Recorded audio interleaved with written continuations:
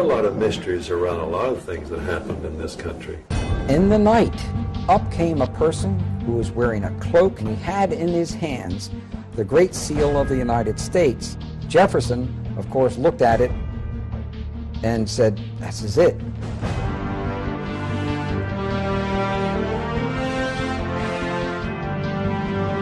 It's a very dangerous thing to reveal the truth, but we have to. Let's go back to really important individuals here. His name is Nicholas Roerich.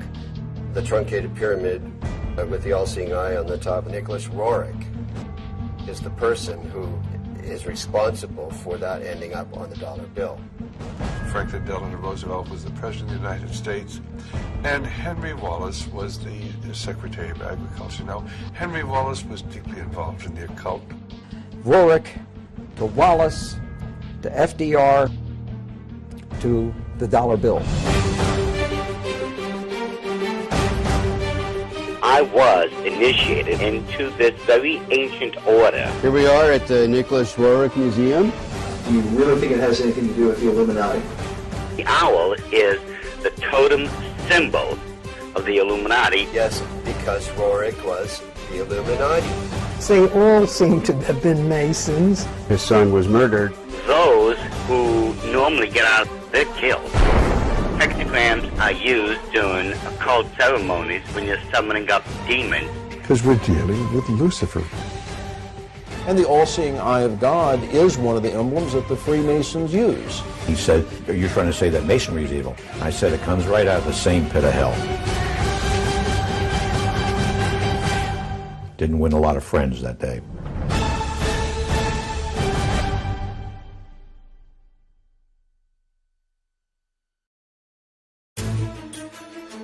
Our history of the dollar bill is a strange telling, one that involves an American president, a former vice president, a mysterious Russian mystic, and a determined Jewish researcher on the trail of an ancient artifact that is said to have been in the possession of the most powerful rulers in history and somehow directly influenced the design of the dollar bill. As incredible as it seems, it's believed this mysterious object could mark the beginning of Armageddon. There's going to be a bloodbath there. With them is an expert in the signs and symbols of the occult world. This is not the eagle. Who claims that the details of the dollar bill are no accident, but represent the diabolical working of secret societies. This is the eye of a phoenix, looking on in favor of the secrets of the dollar bill.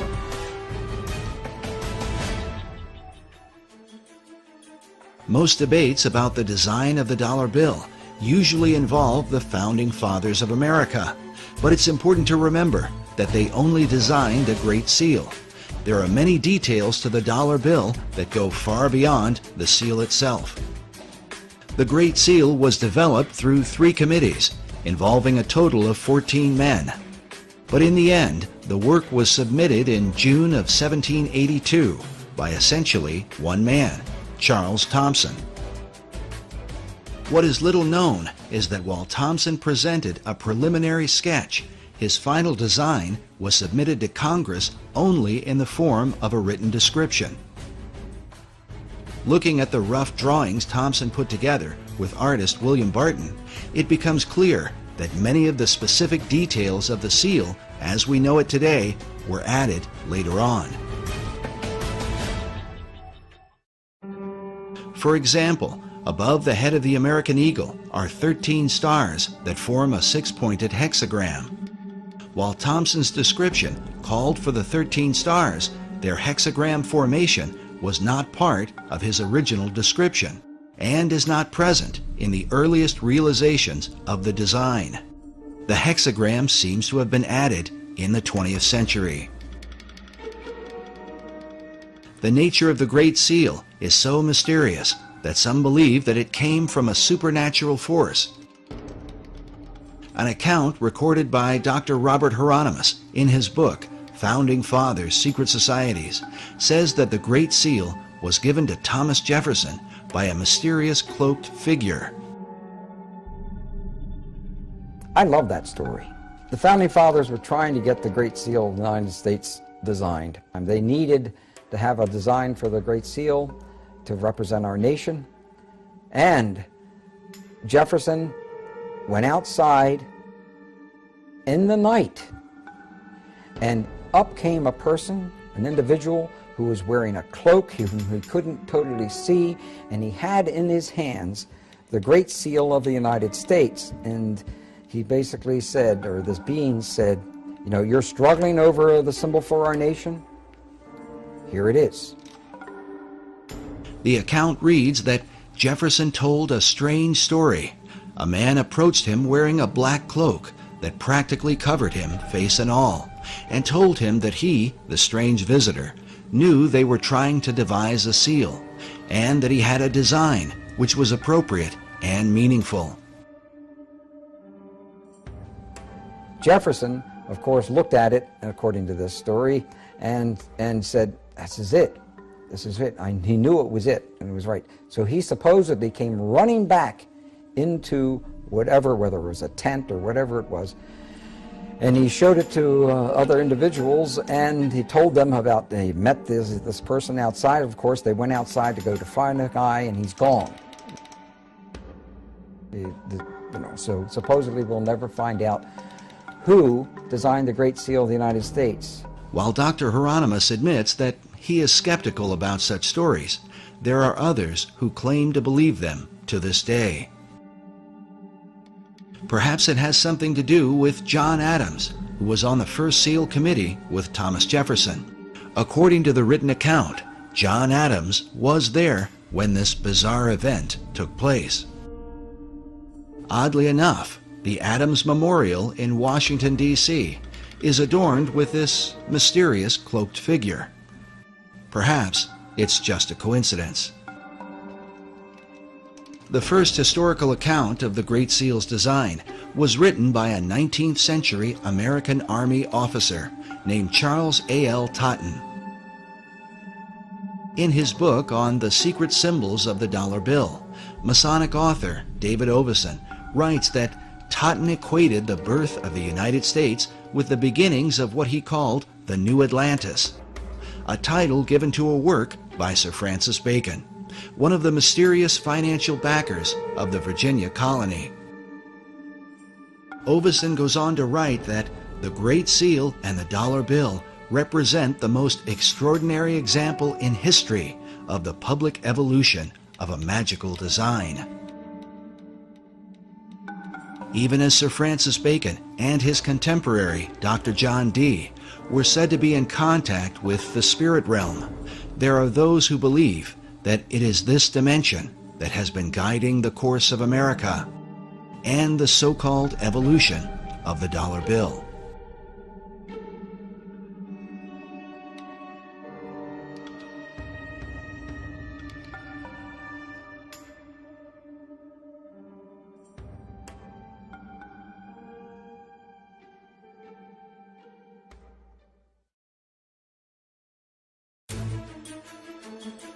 Debates have gone on for years about the secret symbolism of the Great Seal of the United States, whether or not these symbols represent secret societies, or if they are what the White House and the U.S. Congress currently tell us, symbols of divine providence, of stability, and the patriotism of America.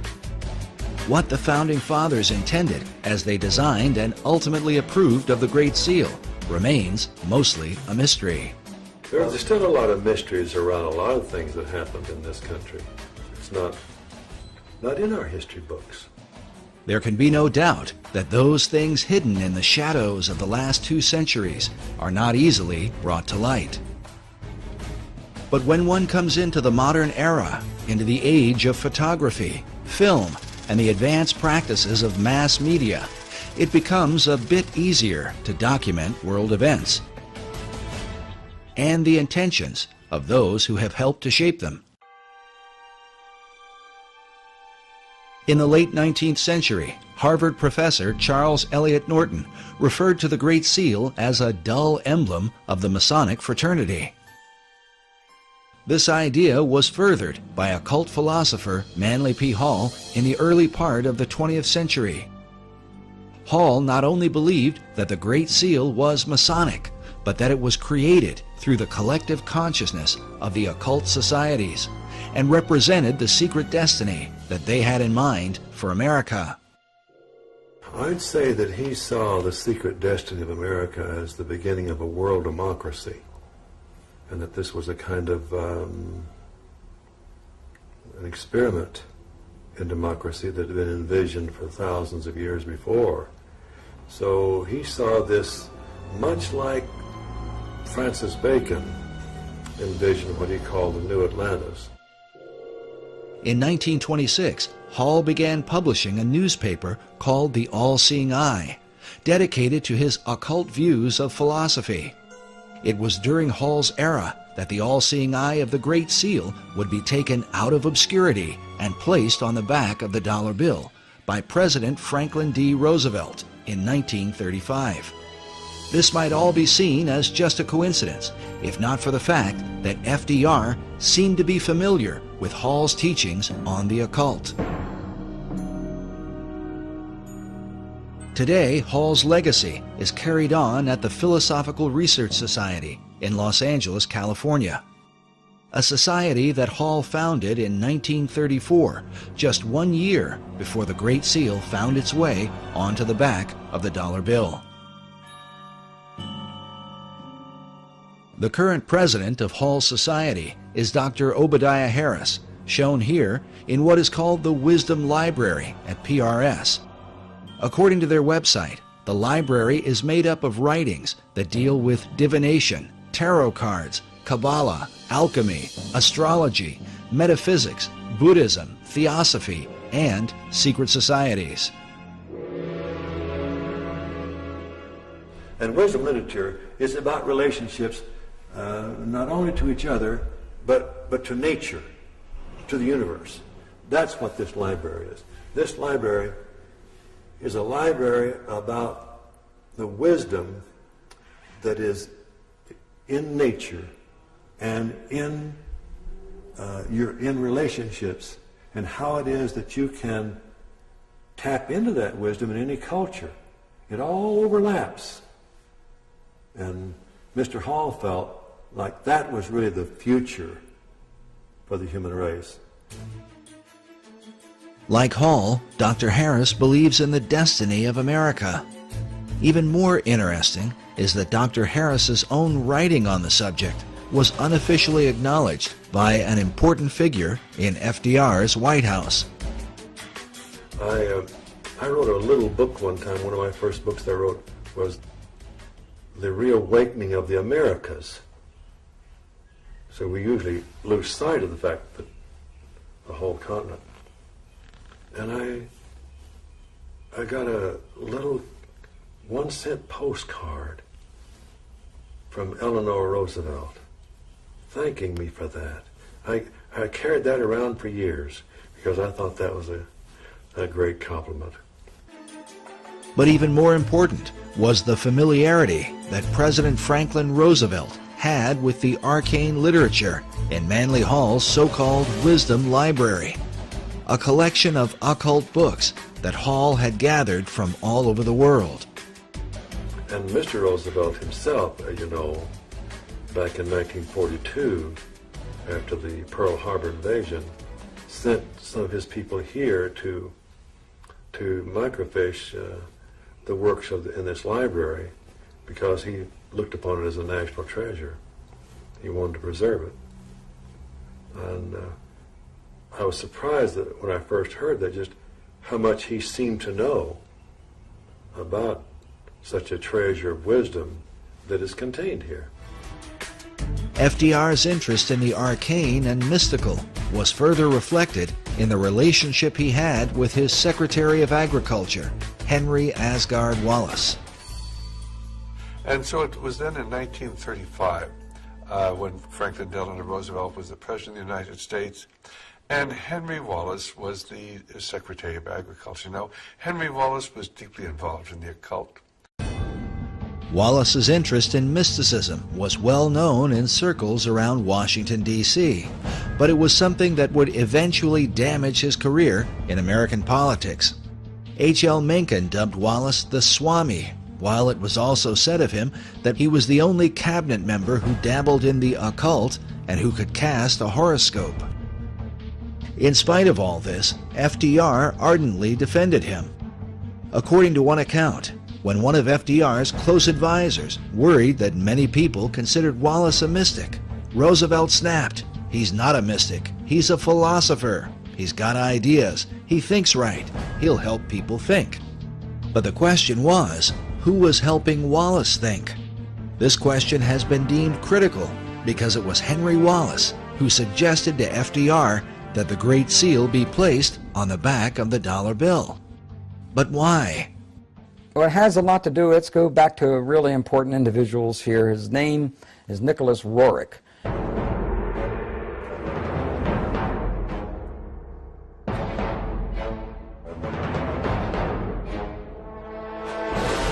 And Nicholas Roerich was a very advanced spiritual soul with considerable vision.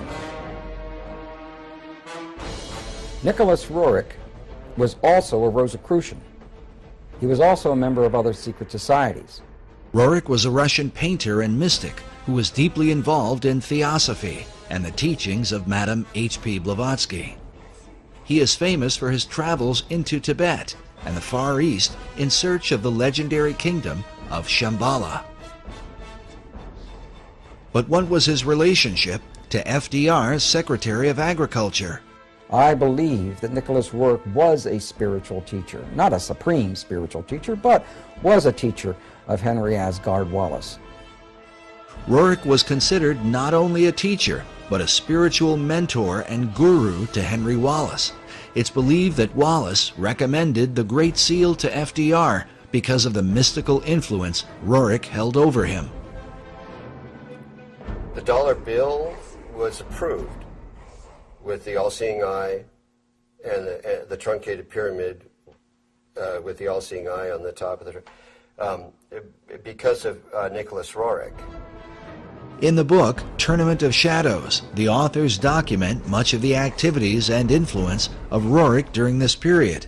They write that Roerich's influence was suspected in the adornment of the $1 bill, with a verso of the Great Seal showing a pyramid crowned by an all-seeing eye. The story of Wallace's role with FDR is told by the State Department in an official history called The Eagle and the Shield, a history of the Great Seal of the United States. Henry Wallace, while sitting in the State Department, found a booklet on the Great Seal of the United States. Wallace recollects that day in letters he wrote in 1951 and in 1955. He says, turning to page 53, I noted the colored reproduction of the reverse side of the seal. The Latin phrase Novus Ordo Seclorum impressed me as meaning the New Deal of the ages. In terms of the dollar, if there's a code about the New World Order, I think that they jumped a few decades from the New Deal, because the Novus Ordo Seclorum can be translated to the New Deal in English as easily and readily as to the New Order or the New World Order. Initially, Wallace envisioned the Great Seal appearing on a coin. He took the idea to President Roosevelt. So when Henry Wallace saw this booklet and saw this pyramid in the eye and the triangle, he was a Freemason. He was a member of a secret society. Immediately he said, whoa, what a symbol to have and not use. Let's use this. So it was he that went to the President, FDR, and FDR, being a Freemason, looked at those symbols and said, hey, yes, wow, this is, that's the New Order of the Ages, what's the New Deal? He actually thought, to a degree, that the Novus Ordo Seclorum was the New Deal.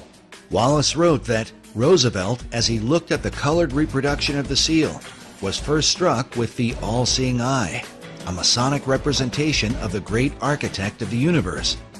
Next, he was impressed with the idea that the foundation for the New Order of the Ages had been laid in 1776, but that it would be completed only under the eye of the great architect. Roosevelt, like myself, was a 32nd degree Mason. He suggested that the seal be put on the dollar bill rather than a coin, and took the matter up with the Secretary of the Treasury. The Secretary of the Treasury at the time was Henry Morgenthau. And he talked to Henry Morgenthau, who was the Secretary of the Treasury, and got him convinced that we should put this esoteric emblem from the back of the Great Seal of the United States onto the back of the dollar bill.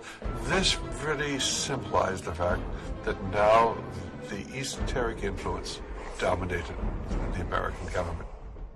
And Morgenthau, the Secretary of Treasury, wrote extensively about this point, and he said there's some strange cabal, some mystical order behind the scenes, calling shots on the artwork that appears now on our dollar bills. He had to approve it, and he later had found out that this was all Henry Wallace's. It was all based on Henry Wallace's relationship to Nicholas Roerich.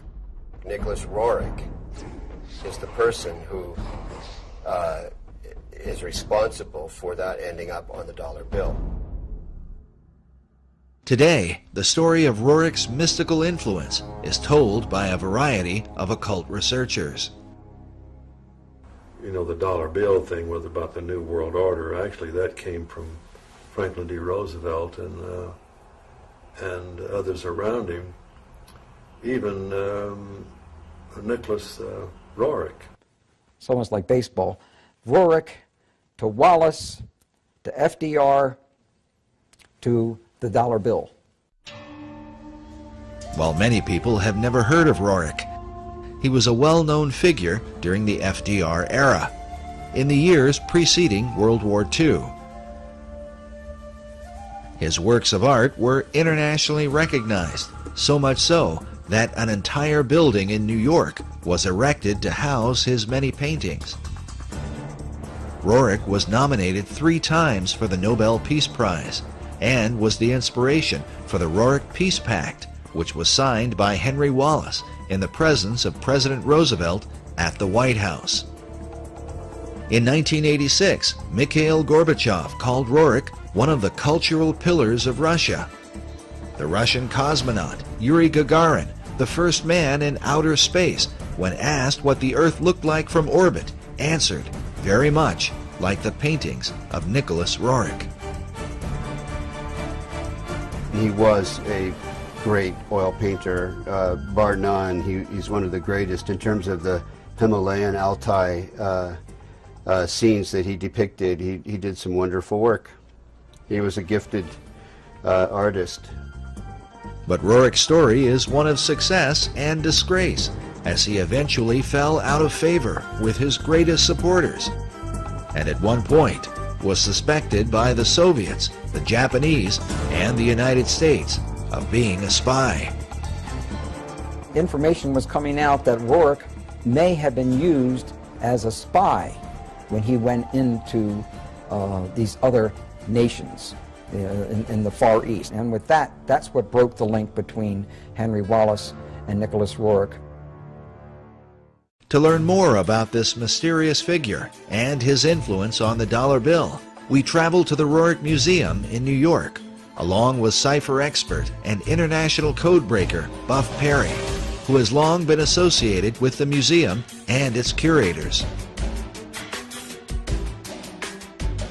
Here we are at the Nicholas Roerich Museum at 319 West 107th Street, almost at the corner of Riverside Drive. His paintings hang on the walls of 3 floors of this building, and also many of the treasured archives, letters, and other writings and memorabilia of the Roerich family are housed here. I have a deep interest in the history of Nicholas Roerich and his family and their association with a long-lost artifact that I have had a lot to do with over the years. We'll learn more about this artifact later on, as it ties together Nicholas Roerich with Henry Wallace, Manly P. Hall, and what some believe will be the future destiny of America.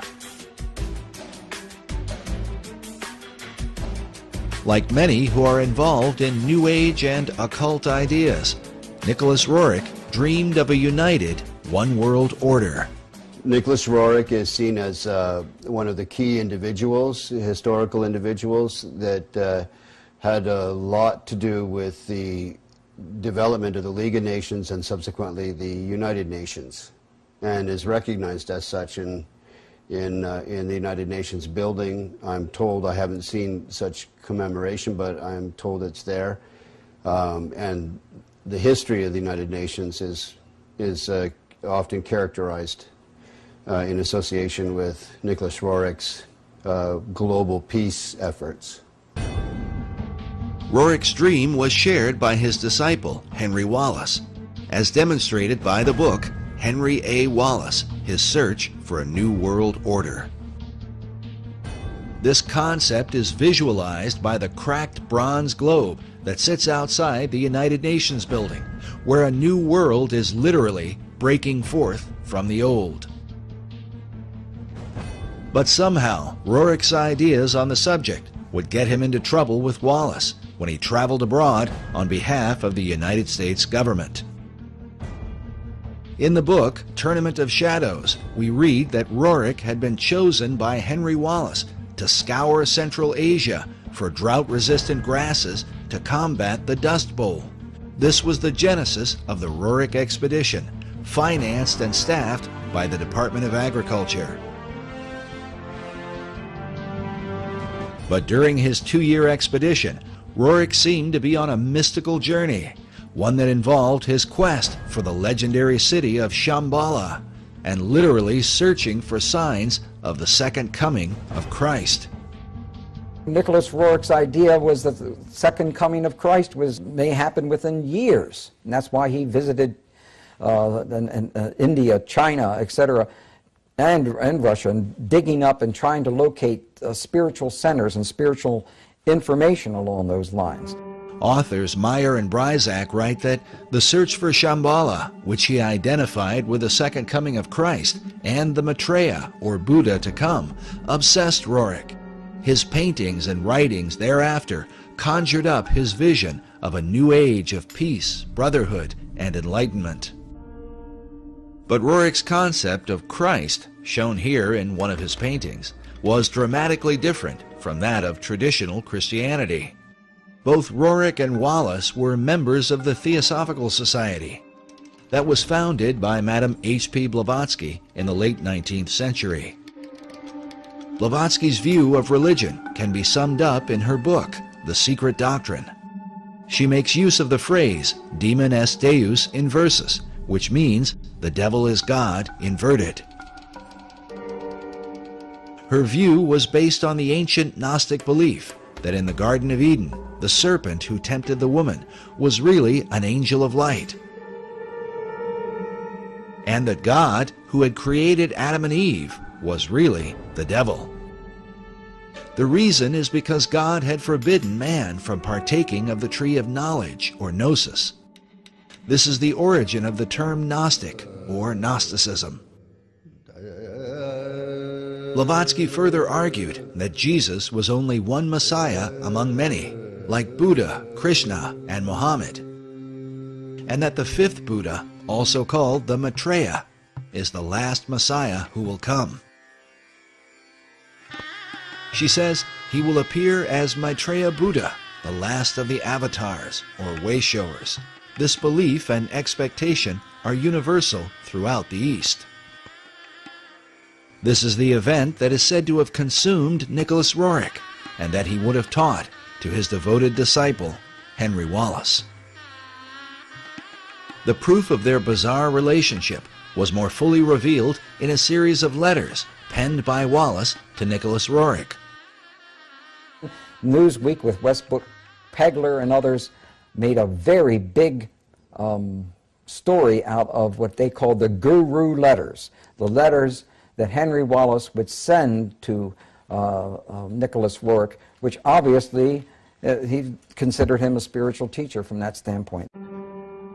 Wallace had gone from being Secretary of Agriculture to FDR's Vice President. Though his falling out with Roerich had happened some years earlier, the Guru letters would surface once he decided to run for president. They had been obtained by cantankerous news columnist Westbrook Pegler through an unidentified source. Pegler, along with H.L. Mencken, questioned Wallace in a news conference about the letters, but he was, at best, evasive and refused to answer their questions in a direct manner. The letters were signed H.A.W., assumed to be Henry Asgard Wallace. In one of the letters, Wallace allegedly wrote of curing his headaches at formal dinners by rubbing his forehead with a Tibetan amulet.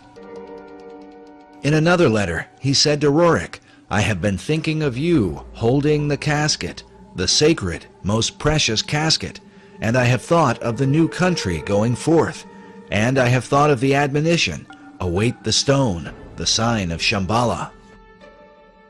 There's these letters, and they indicate very strongly, no matter how you want to interpret them, that he was his teacher. Wallace went on to say, "We await the stone, and we welcome you again to this glorious land of destiny."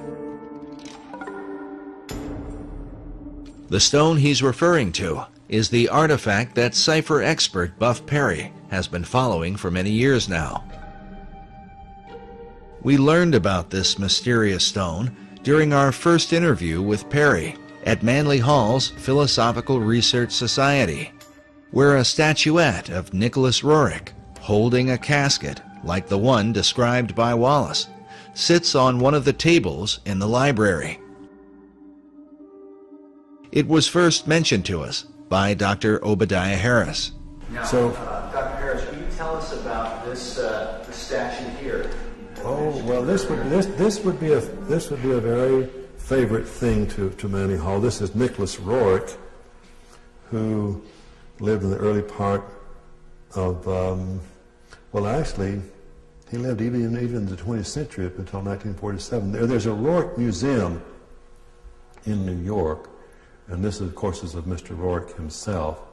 Then there's this little casket, and in this casket symbolizes what he was given, which is the foundation stone of America. And we don't know where that stone is today. I think that Buff Perry knows a little more about where it might be now. We then asked Buff Perry to explain the stone in relation to the statue of Nicholas Roerich. The statue is based on a painting his wife Helena painted of him. The casket he's holding with a cloth fabric, a kind of sacred, appearing to be Tibetan cloth fabric over it, is a casket that contains a stone that variously has been called the Chintamani in Sanskrit, meaning the stone of wisdom, the Bethel or Bethel stone, which was Jacob's pillow stone, that you read about in Torah in the Old Testament, which became known as a Bethel stone, because it was used at the location of what became the town of Bethel, so Bethel.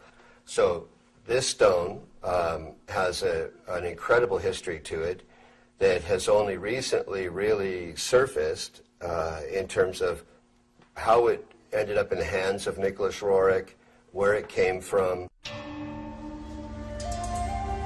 There can be no question that this stone in the casket consumed Roerich through the latter part of his life. His paintings are filled with the repeated imagery of it. And here you have a man delivering that casket up again. It appears in, it seems like almost all of Roerich's paintings. These are supposed to be his family and ascendant masters carrying the Rothenberg casket in which that stone was kept. Roerich called the stone the treasure of the world. Even his wife, Helena, is pictured in this portrait, which hangs in the Roerich Museum, with the casket resting next to her, something she and her husband had received under mysterious circumstances in 1923. Everything changed once they received this. But why would this artifact be of interest to FDR's Vice President, Henry Wallace? And how could it relate to the design of the Great Seal on the dollar bill? As Buff mentioned earlier, the stone is said to be the pillow stone of Jacob, upon which he had his dream of a ladder that stretched from earth to heaven, with the angels of God ascending and descending on it. The ladder itself is a recurring symbol in secret societies, especially Freemasonry. Master Mason Albert Pike wrote extensively of Jacob's ladder in his book, Morals and Dogma, and even suggests that Jacob's ladder may in fact have been a pyramid.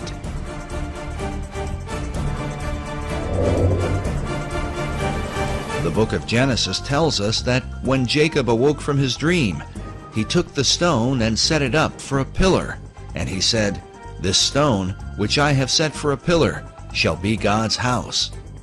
As a result, some have come to believe that God, or the power of God, resides in the stone itself. From there, the legends vary, but one account says that the prophet Jeremiah took the stone and carried it into Scotland, where eventually the Scottish kings were crowned upon it. In late March 1306, Robert the Bruce was enthroned as King of Scots at Scone in Perthshire.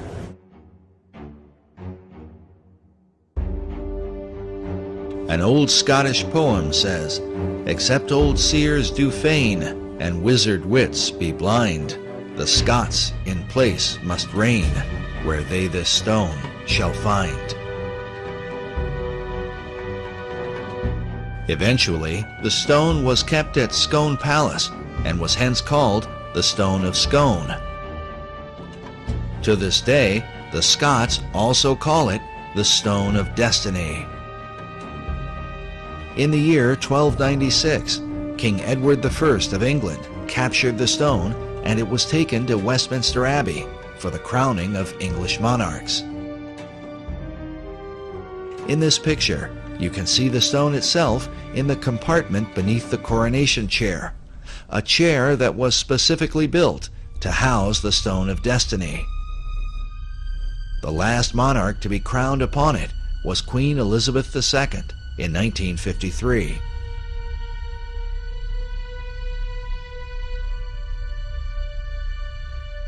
But in 1997, the English supposedly returned the ancient stone to the Scots, with the understanding that the future monarchs of England would continue to be crowned upon it. Today, the stone is said to be housed inside Edinburgh Castle in Scotland.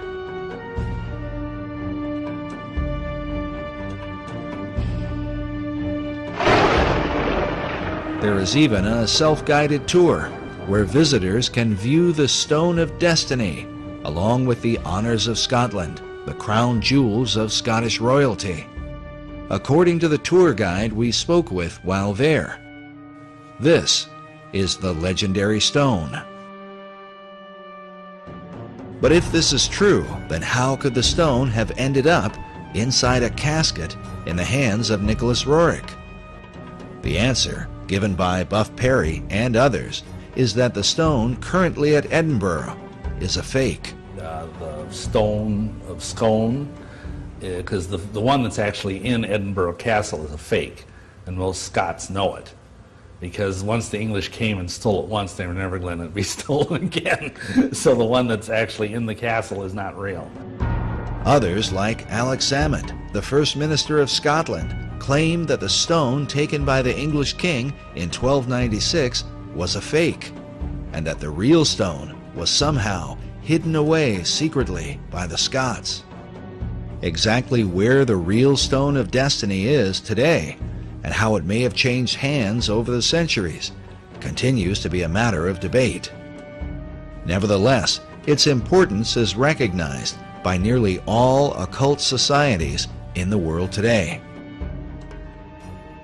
It is the foundation stone of all history. It's also called the Philosopher's Stone.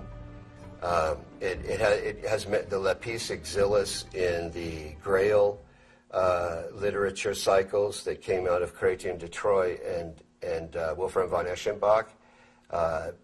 Wolfram von Eschenbach writes in Parsifal that the stone is called the Grail.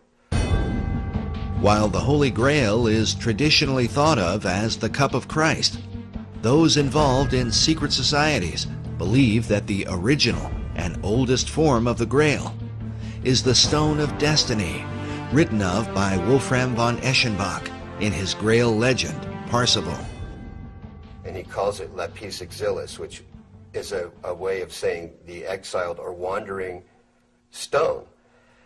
He does that because of the history known in Freemasonry and in the secret societies of this stone's movement around here and there, and where it would be would indicate the importance of that place.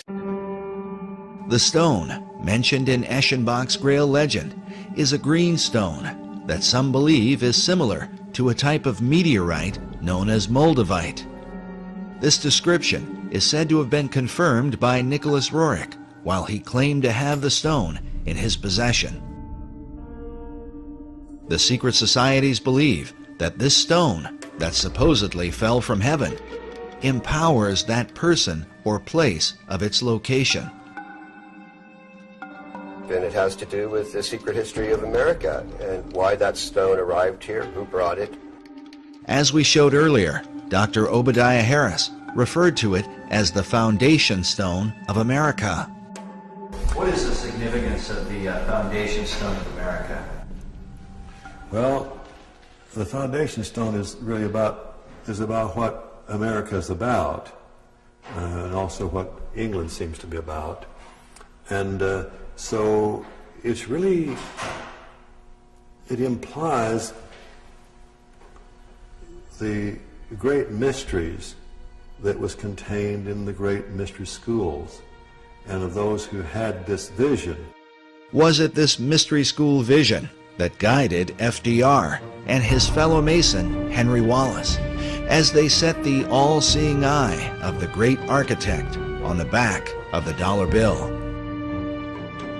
When one considers the repeated use of the word destiny by Manly Hall, who wrote of the secret destiny of America, along with FDR, who had knowledge of Hall's library and who said that Americans had a rendezvous with destiny, and then Henry Wallace, who referred to America itself as the land of destiny,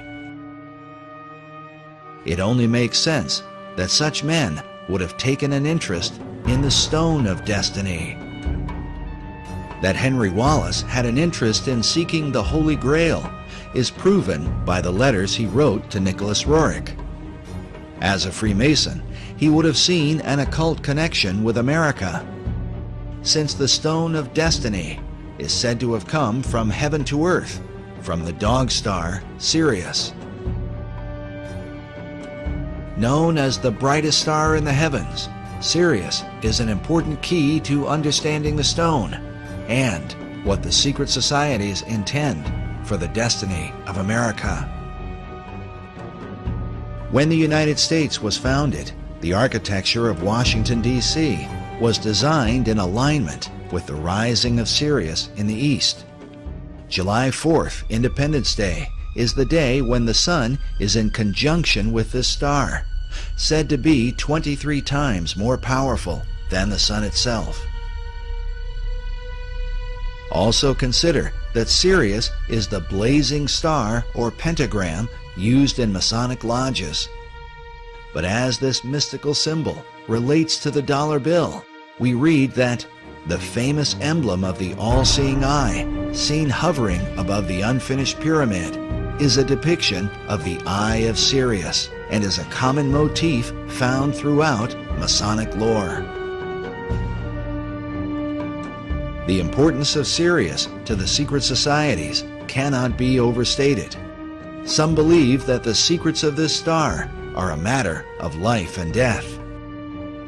In our last documentary, Riddles in Stone, Dr. Robert Hieronymus explained the importance of the dog star Sirius. This happened during a casual discussion, and some of what he said took us by surprise. Listen now to his uncut explanation to understand how critical the secrecy of this symbol is to Freemasonry and all the secret societies. And as you listen, remember, it is Sirius that rises in the east behind the sun, which stands as a picture of the twofold nature of every symbol in the occult. Interesting thing about all of Freemasonry is that symbolism is ultimately very important. They don't put a lodge in the east because it's a nice place and it looks good. They put it in the east. The masters have put it in the east, so because it's the rising sun. It's the rising sun. You're catching the energies of the light, right. and to them, they didn't believe that the sun was God. All right, like we're told, the ancient Egyptians, we're told all the time that they thought the sun was God. Well, to simplify it, do I have time to tell them this part? Yeah. Oh, yeah. Okay. All right. As with all secret societies, you have levels, and if you're on the lower levels, you don't even know they're upper levels. They don't even tell you. Right. You bump into it by accident, or someone comes along. Now, in Scottish Rite, that's something different, you know, because they know that there's a. But before then, and basically secret societies, such as, let's go to ancient Egypt. To the ancient Egyptians, the priest would tell the serfs, the guys that tilled the land, they would say, the sun is God. Okay? And so they accepted that very low-level interpretation, all physical. That's not what the priests believed. What the priests believed, there was a second level. The priests believed that, no, the physical sun is not the supreme being. It's the spirit which flows through the physical sun that is the supreme deity. However, there was another level. And the priests didn't even know it. It's those that were involved and elevated to if I would have told you this 15 years ago, I might have gotten shot. But this is now, I'm so glad now that this is easy to talk about. The third level, which is a higher level of understanding, said, nope, it's not, that's not the sun. The sun is not the supreme deity. Nope, yes, spiritual energies come through the sun. That's not what we're talking about. What we're talking about is the star Sirius. The dog star. The dog star, because the dog star was everything to the ancient Egyptians, with the rising of the Nile and the feeding of the people, and so. Augustine says that Washington D.C. was you know, the dog star was important in the founding of Washington D.C. Indeed, it was, yes, and that's a reflection on America. But the point I was just trying to make was that third level is never told. And with every group, every secret society I belong to, over but 15 or 16, I don't belong to any of them now. I can't. 15 to 16 different societies? Yeah. Oh, wow. Well, there were many different types. While Dr. Hieronymus's claims of belonging to more than a dozen secret societies might sound incredible, it is important to remember that he is the most highly recognized authority on the history of the Great Seal. Eye in a triangle in the pyramid. And he is closely associated with the leading Masonic apologist in America, Dr. S. Brent Morris. Now, you know, Bob Hieronymus, Dr. Bob, is the expert on the Great Seal.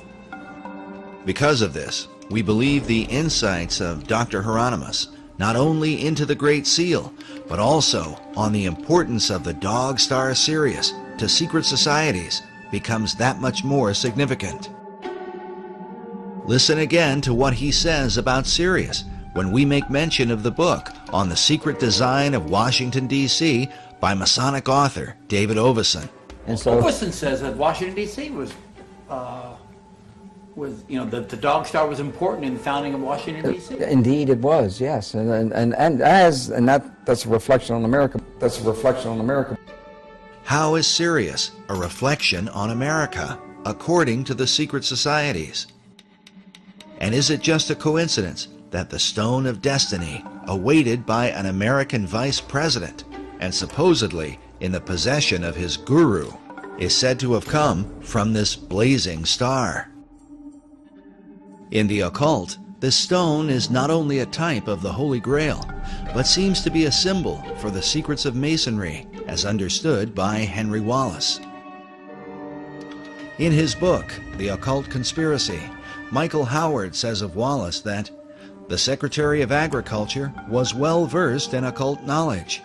In a letter to his Russian guru, he stated, "The search, whether it be for the lost word of Masonry, or the Holy Chalice, or the potentialities of the age to come, is the one supremely worthwhile objective. So may we strive for the chalice and the flame above it." Howard says the chalice he refers to is the Holy Grail, regarded by the Rosicrucians as a feminine symbol for perfection, and the age to come is the dawning of the Aquarian Age. The concept of the flaming chalice is another repeated theme in the paintings of Nicholas Roerich. And you can see this entity holding the chalice, and there's a flame coming up from the middle of the cup part of the chalice. This is a painting of Prophet Muhammad, and interestingly, he's viewing a specter of a person of some sort or other who's bearing in the heart area the chalice that's burning the flame. That's consistent with Zoroastrian motifs as well as Agni Yoga. But when I was in Isfahan, for example, and in Tehran, I visited the Zoroastrian temples, and those chalices that bear the flames are as big as I am. And I'm sure that Nicholas Roerich had the occasion to see those chalices in the Zoroastrian temples in his journeys through the East and the Near East. But this is definitely Muhammad. He's named it Muhammad the Prophet.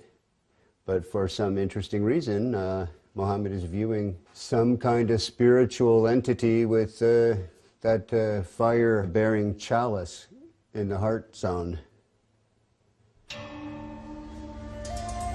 While Roerich's paintings are today kept in a modest museum in Manhattan, they were once kept in a towering building on the Upper West Side. In the 1920s, Roerich was supported by a wealthy benefactor and Freemason named Louis Horch. Like Wallace, Horch considered Roerich to be his guru and financed the construction of a massive building to honor him. It was called the Master Building. During this era, Roerich designed what he called a peace banner that went along with the Roerich Peace Pact that had been signed by Henry Wallace. The symbol was simply 3 circles in a triangle formation. This symbol can be seen even today, engraved on the black cornerstone of the Master Building. Buff Perry and others believe that certain arcane contents, including the Stone of Destiny, were placed inside this cornerstone when it was laid. This is the seal over the cornerstone of the Master Building that is at the corner of 103rd and Riverside Drive. And here you see 1929 and the 3 circles with an M and then an R beneath it. And I believe that means Master Roerich, meaning master building in effect. He was like an edifice to people at that time. So the idea of the master building was the idea that Roerich himself was the master, is that Absolutely, correct? Absolutely. The whole building was built for him, for his use, in his honor and in his name. And it was to be used as a place where there would be art galleries, art studios. Great writers of the past lived there. Joseph Campbell was there? Joseph Campbell lived there for a period of time. Joseph Campbell was a highly regarded esoteric who wrote about the power of myth. His works are still celebrated by the Theosophical Society to this day. Another 20th century luminary who frequented the Master Building was Manly P. Hall. Hall was clearly interested in Roerich, and in his books wrote about the symbolism of the stone that is called the Grail. And we don't know where that stone is today. I think that Buff Perry knows a little more about where it might be now, but some believe it's in the foundation stone of the Roerich Building, the Roerich Museum there in New York. Mr. Hall used to go to the Roerich Museum in his early days, just after he had written the big book called The Secret Teachings of All Ages, because there in the penthouse of the Roerich Building met the very elite, the esoteric elite you might say, who were really into not only the mysteries of the great world religions, but also the mysteries that many people don't know that was part of the motivation in the founding of our own country. While the Master Building today is used mainly for apartment living, the penthouse, located in the upper levels, is still there. Is it possible that Henry Wallace could have been one of those esoteric elite who met there with men like Manly Hall? There is at least one record of his meeting with Nicholas Roerich at the Master Building. American Heritage reports that Wallace visited the museum and was thrilled beyond measure to receive a brief audience with Roerich. He found the artist's appearance, demeanor, and plans to promote culture and peace extremely impressive. He admired Roerich's paintings because he said they gave him a smooth feeling inside. The article goes on to say that Wallace avidly read the painter's writings and frequently communicated with the officials of the Roerich Museum. Whether FDR himself ever attended the penthouse meetings is unknown, but it is reported that the president's mother was an admirer of Roerich, and Roosevelt himself had once met and been favorably impressed by the artist. It is also worth noting that in 1932, First Lady-elect Eleanor Roosevelt gave a lecture at the Roerich Museum Lecture Hall. American Heritage writes, the State Department grew very nervous about Roerich, but he had influence in the Oval Office. With such connections, is it possible that inside the mysterious penthouse at the upper level of the Master Building, the so-called esoteric elite decided on the design for America's dollar bill? Remember that the Master Building was finished in 1929. The Great Seal was not placed on America's currency until 6 years later in 1935. All of the players in this drama were involved in Masonry, including the Secretary of Treasury, Henry Morgenthau. When Morgenthau, the Secretary of the Treasury, regretted having placed the all-seeing eye on the verso of the American dollar bill, he made reference to a small Kabbalistic group that used that symbol in their ceremonies, and because of that regretted that that symbol ever would have made it onto the dollar bill, which to me is rather peculiar because Masons for centuries had already used that all-seeing eye in their lodges, in their literature, and in all means and manner of expression. Perry's suggestion is that while Morgenthau, as a Mason, might not object to a Masonic symbol, he was concerned about the influence of what appeared to be a personality cult surrounding Nicholas Roerich. He was a little embarrassed that perhaps all of the information got out that Nicholas Roerich, the guru, would have been instrumental in seeing to it that that symbol ended up on the dollar bill. We took a trip to the Master Building and met with the building's historiographer, Mildred Spicer. She lives inside one of the apartments with a view through the right-angled windows that are famous for being the first of their kind. Whether or not they were intended to represent the Pythagorean right triangle, a favorite symbol among Masons, is for the viewer to decide. Rorick's idea was to have that Mason symbol put on the dollar bill, so every resident in the U.S. is connected to Rorick through the dollar bill. While we were there, Mildred confirmed that Rorick's chief financial supporter, Louis Horch, was in fact a 33rd degree Freemason. And that was given, sent to me by Oriole. Her father was Louis Horch, and she and her mother, Nettie Horch, were very involved with the museum. And during this time, they were caught up in the mysticism of Rorick. And those who were part of Rorick's inner circle were invited to the highest level. With Mildred's help, we were able to make our way up the elevators and then the many stairs to the much talked about penthouse, which some have called a kind of temple or meditation room.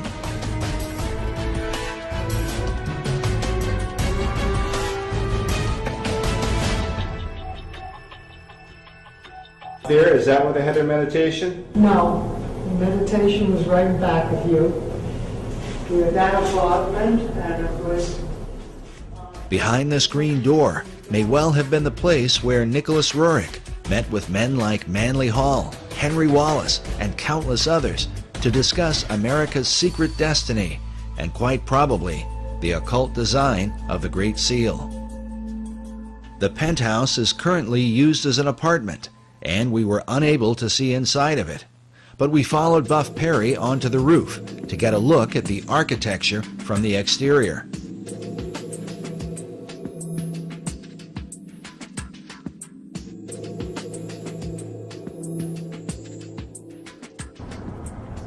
We're at the very top of the master building, and behind you is the river, and in front of you is the outside walling of the meditation room or temple or whatever one wants to call it, the chapel that Roerich had constructed for his private spiritual purposes. So it's right on the other side of this wall. It's just, let's see here. And that's the very top.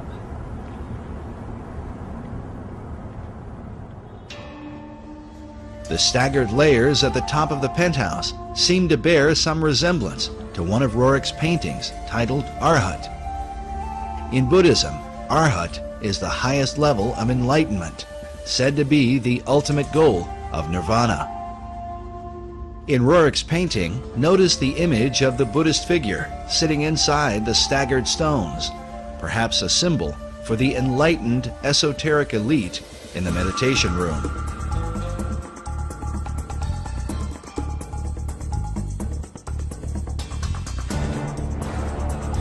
The master building rooftop is undoubtedly interesting, especially since it overlooks the Cathedral Church of St. John the Divine, the largest cathedral in the world, where many of the occult concepts of America all seem to come together. What's interesting is that much of the cathedral was being built during FDR's administration. On the outside, there is a cross before what is called the Rose Window, an obvious symbol of Rosicrucianism. Inside the cathedral, we find praying saints alongside lurking demons. An image of what looks like a Zoroastrian Maitreya hangs upon a cross at the altar. Meanwhile, an upside-down cross is seen in one of the alcoves, serving as a monument to September 11th. Elsewhere, a phoenix bird is carved beneath the pulpit. A carving of George Washington is found next to that of William Shakespeare. And on the floor is the seal of St. Albans. St. Albans was one of the names given to Sir Francis Bacon. And in the midst of it, we find obvious imagery pertaining to the Holy Grail. Some more obvious than others, like this seal on the floor of the cathedral.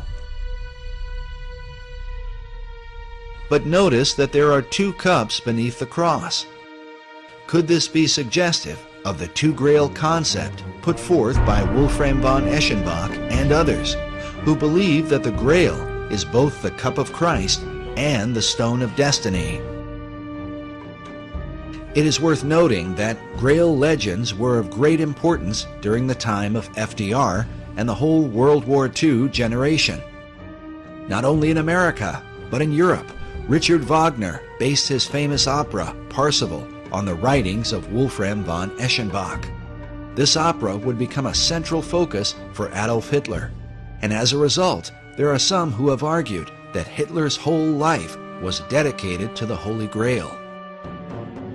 Occult historian Tracy Twyman writes of what Hitler and other occultists believed about the Grail, that it dates long before the time of Christ, all the way back to ancient Atlantis. She writes that just as Hermes possessed a magic stone, which has been associated with the Holy Grail, Hercules also possessed a heavenly stone and a special cup that he carried it in. According to Plato's dialogue, the Pillars of Hercules were the gateway to Atlantis. This may be why Sir Francis Bacon used these same pillars as a symbol for achieving greater knowledge. Oddly enough, about the same time the Masons were finishing the work on the master building, Nicholas Roerich finished this painting titled The Last of Atlantis. Which brings us back to the greater mystery of the Roerich building and what may be the secret key to understanding the dollar bill. But first, how did the Stone of Destiny come into the possession of Nicholas Roerich? The receiving of this stone in the Rothenburg casket was very mysterious. Nobody's completely certain who sent it to him, but he and his wife Helena were in Paris in 1923 in an exquisite suite when all of a sudden this was delivered. And it was delivered in this box, and the box says Cinq Place Vendôme, and that's 5 Vendôme Place, which was where they were staying, and it was sent from Bankers Trust, from M.M., and it's addressed to Madame and Monsieur N. Roerich. And after many years, this is what has come of the Rothenburg casket that was in this pine wood box.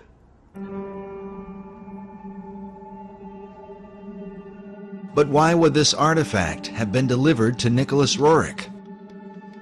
And could it have really ended up inside the cornerstone of the master building, as Buff Perry and others believe? When it was mysteriously delivered to Nicholas Roerich in 1923, he carries it around. He ends up going to India with it. By 1929, he's had this huge building, a 29-story Art Deco building built for him in New York City by Louis Horch, an investment banker, with a cornerstone prepared to have this sacred casket bearing the stone and other artifacts sent from India, because he's now taking it in 1923 from Paris to India, and placed in the cornerstone for posterity.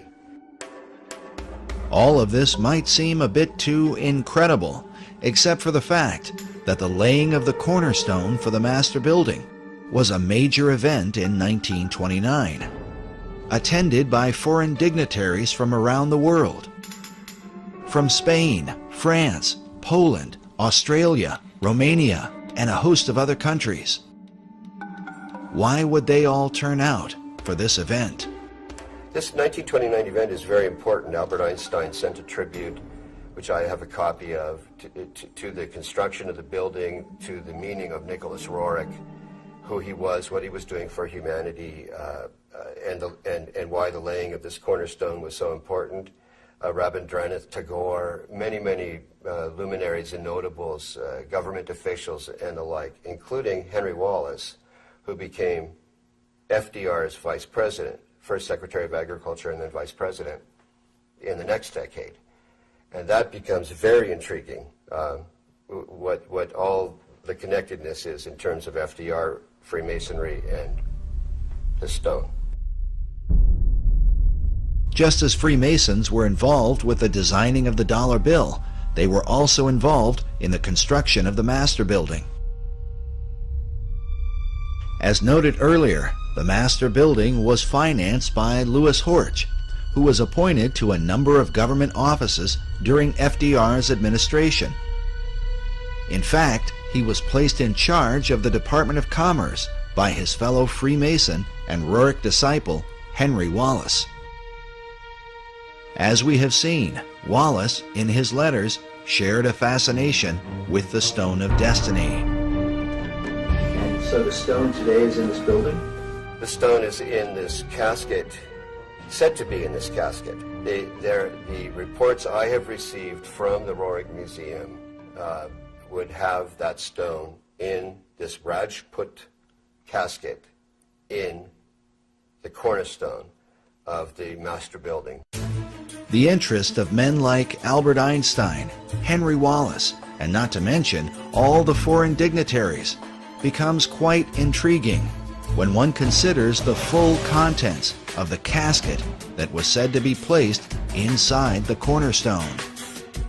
I'm familiar with the ingredients of the Rajput casket by having read letters from Zina Fosdick and her own notebook entries, and also because Aida Tolskaya herself, one of the co-curators of the Roerich Museum, wrote out what Zina Fosdick had stated they had placed in the Rajput casket in Darjeeling before it was delivered to the city of New York to be placed in the cornerstone. As Buff Perry explained, the letter that describes the contents of the casket comes from Zina Fosdick, a longtime devoted disciple of Nicholas Roerich, who would later become the director of the Roerich Museum. The museum photo collection is filled with images of Fosdick alongside Roerich while they were in Darjeeling, India, where the casket was prepared.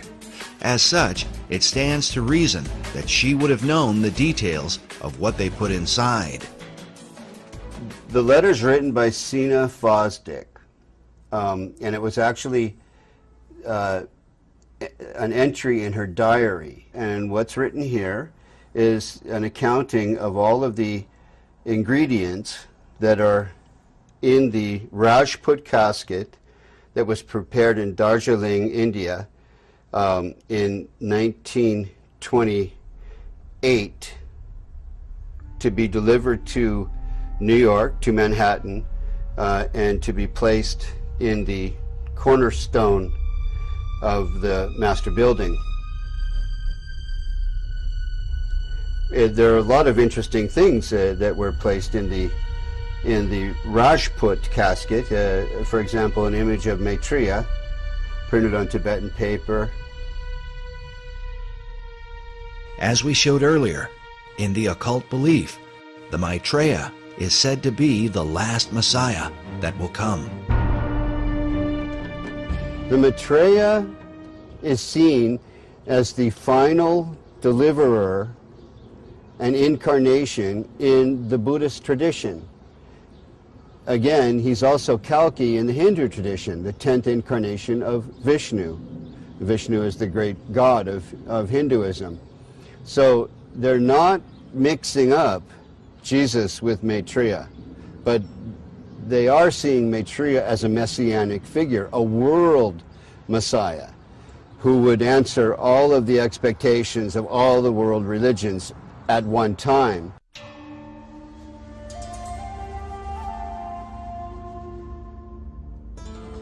The reason Roerich would not mix up Jesus with Maitreya is because of the New Age belief that Maitreya is the true Christ, while Jesus was only his disciple.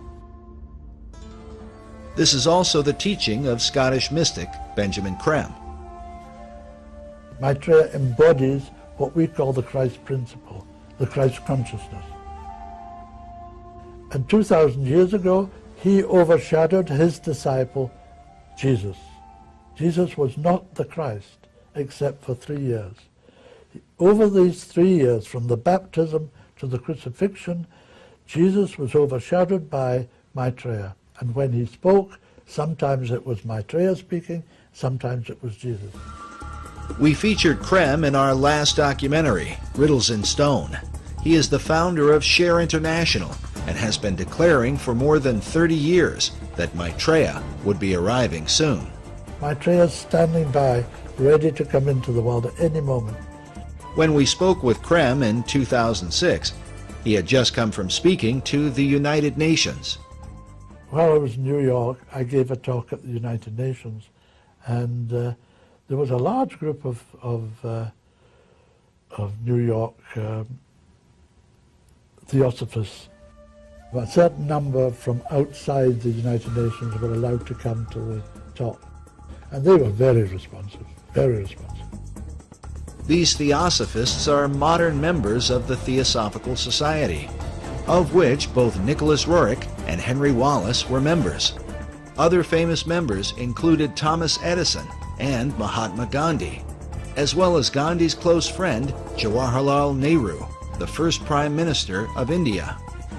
Also pictured here, beside Nicholas Roerich. But in addition to the image of Maitreya, what were the rest of the contents buried inside the cornerstone of the master building? A portrait of M.M.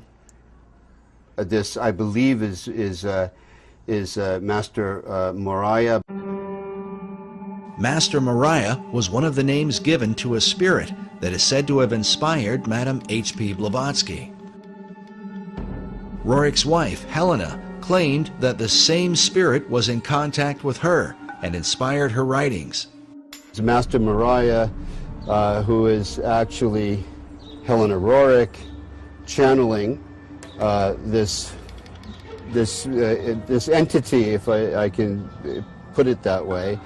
One of her books was titled On Eastern Crossroads, in which she wrote extensively about the stone in her husband's possession, calling it the Serpent Stone, and saying, "The stone cometh," and "It is a most grievous error to deny the stone."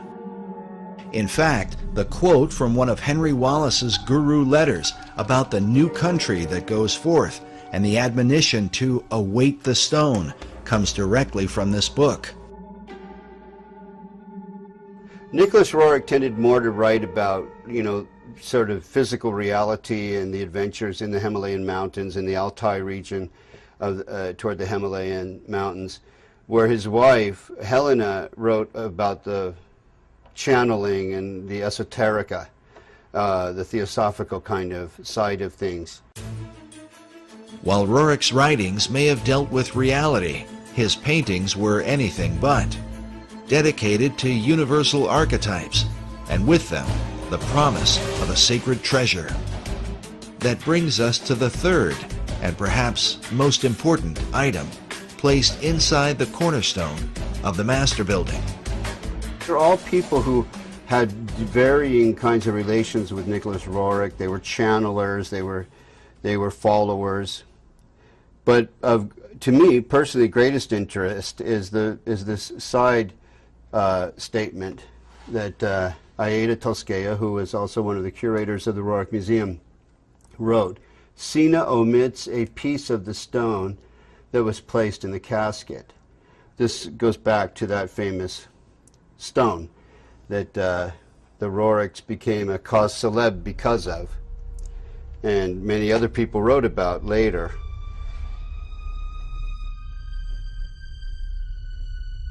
Everything changed once they received this.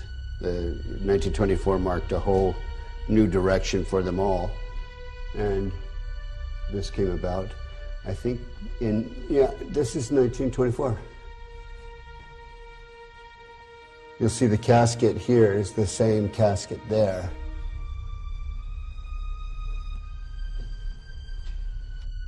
And this is a burning casket of some kind. Yeah, Chintamani. Chintamani is a Sanskrit term that means the stone of wisdom, that he calls the treasure of the world, and that's how he depicted the treasure of the world, the ultimate treasure of the world. It seems only appropriate that this treasure hunt would take us back to Manly Hall's society in Los Angeles, and in particular to one of the graduates there from the University of Philosophical Research, a Freemason named Gavin Wentz. On his website, he quotes a curious passage from Eschenbach's Grail legend with a clear reference to the Knights Templar. The passage reads, "Wherever these Templars receive victory or defeat, I will tell you by what they live. They live with a stone. If you do not know it by name, I will name it for you. It is called Lapsit Exilis. The stone is also called the Grail." Eschenbach's reference to the Knights Templar is curious. During the same period that he wrote his Grail legend, the Templar Church of Garway, England was built. Inside we find mysterious symbols carved above what appears to be the outline of a man. These carvings are said to be a depiction of the Holy Grail, the chalice shown here. In the midst of it is a traditional Catholic host with a cross in the center. But inside the chalice, just beneath the host, is what appears to be a truncated pyramid. Which brings us back to Gavin Wentz, who produced an award-winning documentary which he titled Lapis Exilis, based on a variant spelling of the Grail name given by von Eschenbach. This slight alteration to the original name had been recorded in the diary of Nicholas Roerich. And it seems to be a contraction of several words in the Eschenbach example, but clearly in Roerich's example, Lapis Exilis means the exiled stone, or the wandering stone, or the stone that comes in from somewhere else. The word lapis is simply Latin for the stone. But how was this stone envisioned by Roerich and his disciple Henry Wallace? Roerich described the stone as a type of moldavite, the meteoric stone of green or emerald color. This would seem to fit with the description given by von Eschenbach in the 12th century. On his website, dedicated to the stone's history, Freemason Gavin Wentz came to this conclusion about just what Nicholas Roerich envisioned as Lapis Exilis, the stone they call the Grail.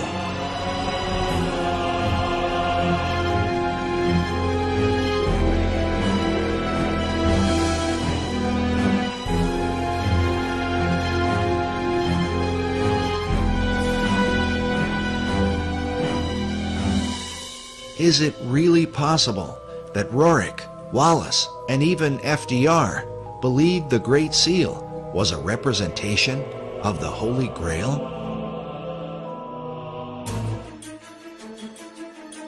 And if so, then, as the treasure of the world, would this explain why the US dollar has been used from the time of FDR onward to send financial aid to nearly all the countries of the earth, for the establishment of a global society? During his 2008 presidential campaign, Barack Obama was criticized for wanting to spread the wealth. But in reality, the redistribution of wealth, a socialist tenet, is a practice that the United States has engaged in at a global level for more than half a century, beginning in the aftermath of World War II. We want peace and prosperity for the world as a whole. The United States now is conducting a new kind of foreign aid program. Aid not for destroyed industrial nations, but for developing countries with limited knowledge of modern technology. Many are just emerging from colonial status. American aid seeks to lay the foundations for industrial and agricultural growth. It is motivated by the humanitarian ideals of the American people and cold. But now that the economy of the American people has taken a turn, and it seems that the dollar is declining fast, how could this fit in to the plan of the secret societies? Consider that when the shock waves of the American stock market shook the world, France and China called for a global currency and a new world order. Which brings us to the other half of the dollar bill's design, the American eagle, that some believe represents the mythical phoenix, a bird that is said to destroy itself by fire. But according to Wolfram von Eschenbach, the power of the phoenix lies in the stone of destiny. In Parsifal, he writes, "By virtue of this stone, the phoenix is burned to ashes, in which she is reborn.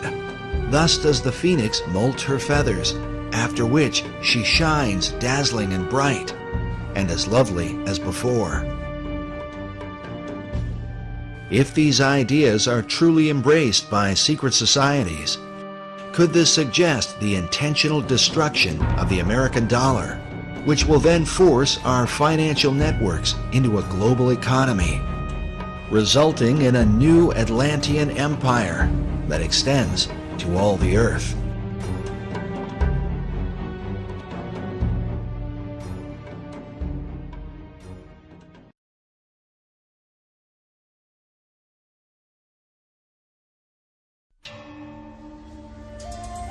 As Buff Perry mentioned earlier, the stone is also called the Chintamani stone.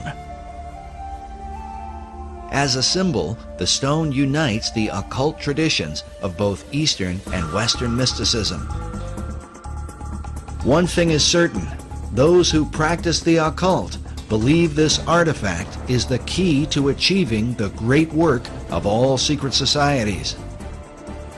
Mark Amaru Pinkham is the co-director of a group called the International Order of Gnostic Templars.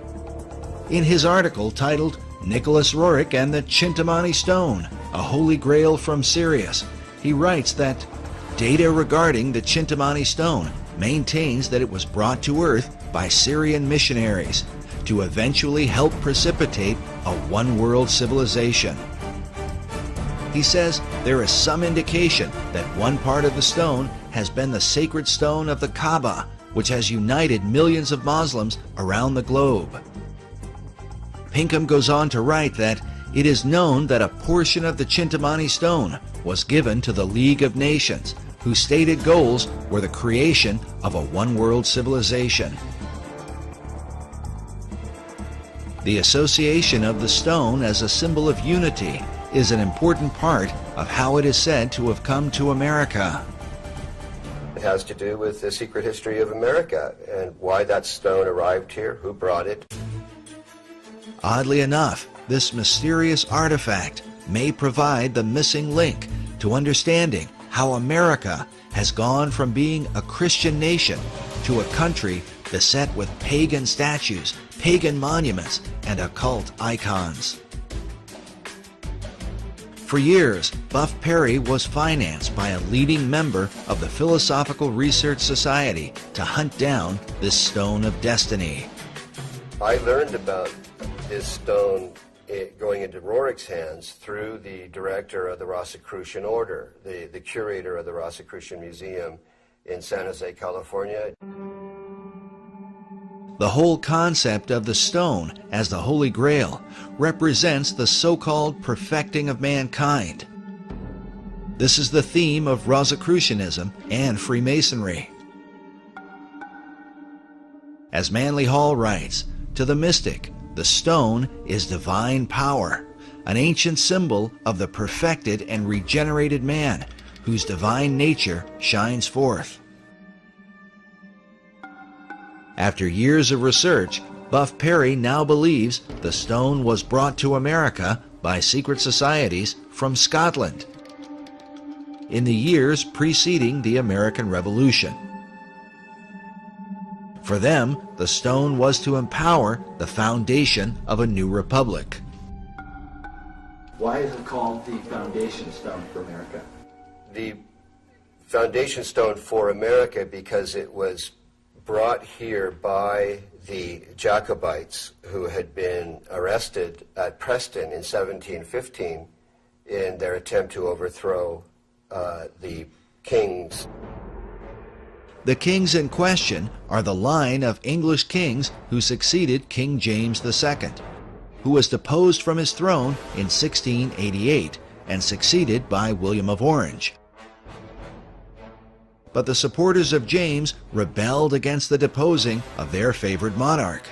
They were called Jacobites, a name derived from Jacobus, the Latin version of James. In short, the Jacobites were mostly Scottish Highlanders who were determined to restore James and the House of Stuart to the English throne. But the reason King James II was deposed presents a powerful clue as to why America has been steadily transformed into a cornucopia of pagan and occult philosophies. King James had proclaimed that Jews and Presbyterians and Quakers and Catholics and even Ottomans should be embraced by the Church of England. That's why he was deposed. So the subsequent formation of this Jacobite revolutionary social order was in reaction to his deposition and in support of his embrace of Jews, Presbyterians, Quakers, Catholics, and Ottoman Muslims. Since the Protestant English rejected James' ecumenical ideas and also feared that the hand of Rome was somehow involved, the Scottish Jacobites engaged in a series of rebellions against the new line of English kings. But their rebellions were ultimately crushed, and as a result, many of the Jacobite fugitives fled across the waters of the Atlantic to America. In 1715, there was a rebellion in a place called Preston, northern England. Many of the Jacobites were arrested and deported or exiled to America. Standish family, Anson family, notable families in American history, pre-revolutionary history. Families that then went on to become part of the War of Independence, the American Revolution. Notable Masons and Freemasons. These notable Freemasons were the survivors of the Jacobite resistance in Scotland, a land with a long history of secret societies, whose influence is both mysterious and extensive. Consider that centuries earlier, the Knights Templar fled persecution and are said to have hidden themselves within the Masonic lodges of Scotland. In the 19th century, Albert Pike would develop the ancient and accepted Scottish Rite of Freemasonry, which would become the most powerful arm of Masonry in America. Meanwhile, President Woodrow Wilson once said that every line of strength in American history is a line colored with Scottish blood. Perhaps the best example of the Jacobite influence in early America is found in Hugh Mercer, often called an unsung hero of the American Revolution. Mercer was a Jacobite doctor who supported the cause against England until their final defeat at the Battle of Culloden in 1746. He was then forced to flee to America leaving his homeland behind. He served as brigadier general in the Continental Army and was a close personal advisor to George Washington. It's even believed that it was Hugh Mercer who suggested that General Washington make his famous crossing of the Delaware River on Christmas of 1776.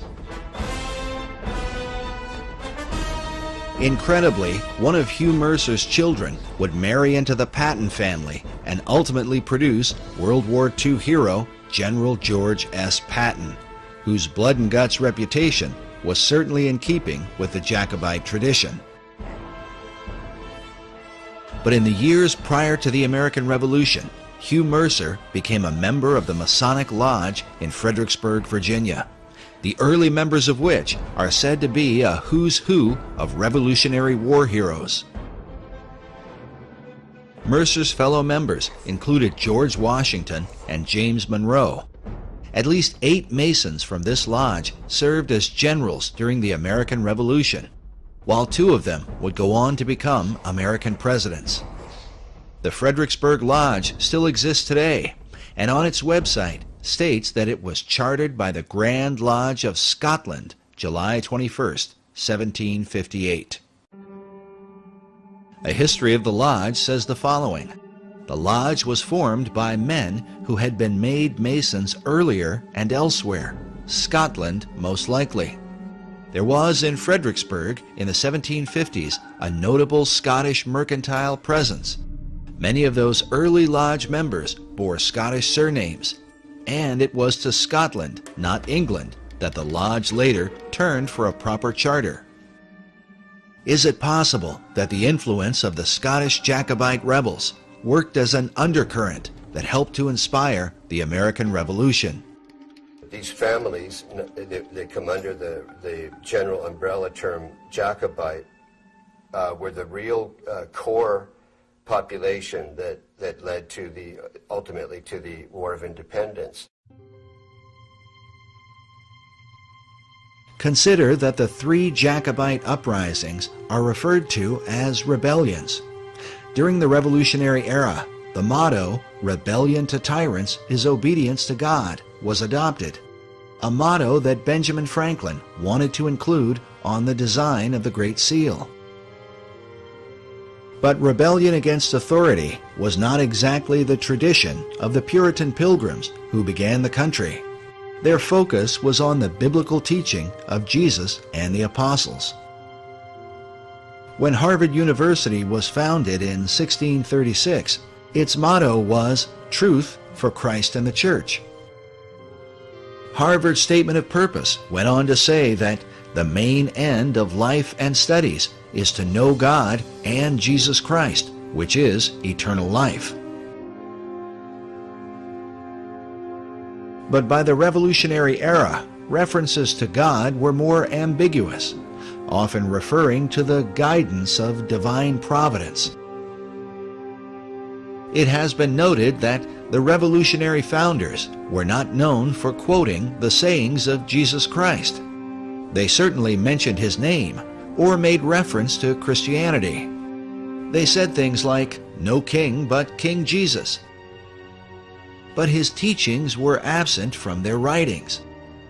Sayings like, "Turn the other cheek," "Love your enemies," and "Bless them that curse you," had no place in a movement that was founded on rebellion. As a result, it becomes little surprise that once the new republic was founded, biblical imagery of Christ and the Gospels would be missing from the capital city. Instead, a celebration of pagan gods and goddesses would prevail, which seems to represent the ecumenical views of King James II and his Masonic Jacobite rebels. The chief Jacobite symbol was the white rose, traditionally worn on their Scottish bonnets. This dagger features a Jacobite rose with a pentagram in the center. Notice that the pentagram has a dot in the middle, which usually signifies the sun. The 5 points of the star symbolize the rotation of Venus around the sun, forming a pentagram over an 8-year cycle.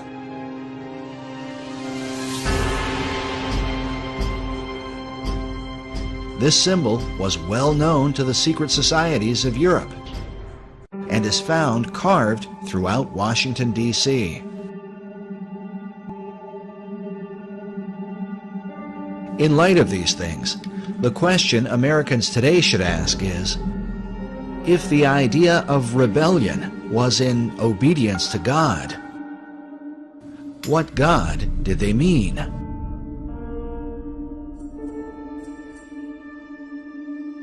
Which brings us back to the Stone of Destiny, a mysterious artifact whose original owner has for centuries been acknowledged as the greatest rebel of all time.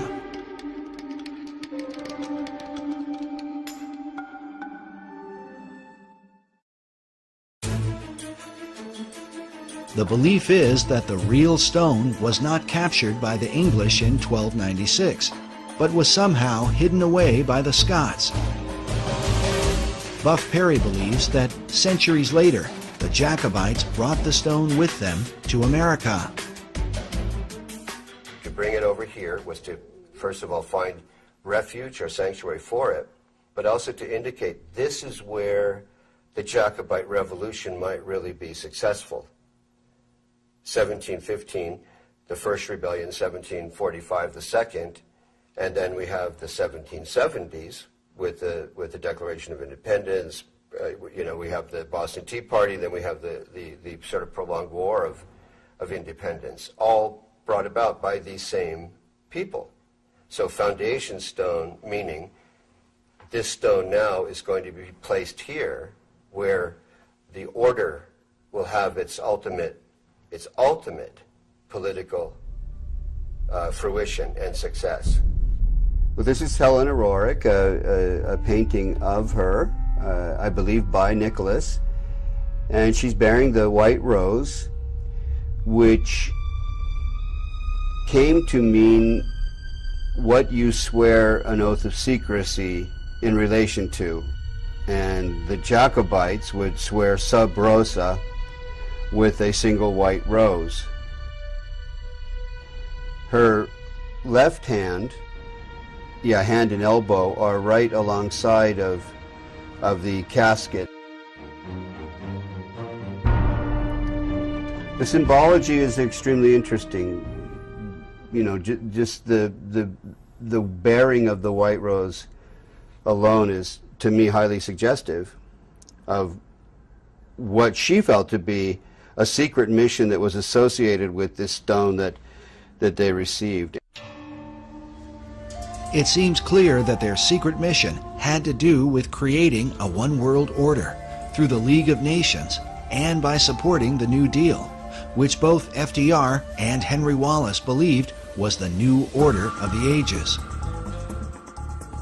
It was during FDR's administration that the National Archives building was completed, with the figure of what appears to be a perfected man carved upon it. The figure is called Destiny,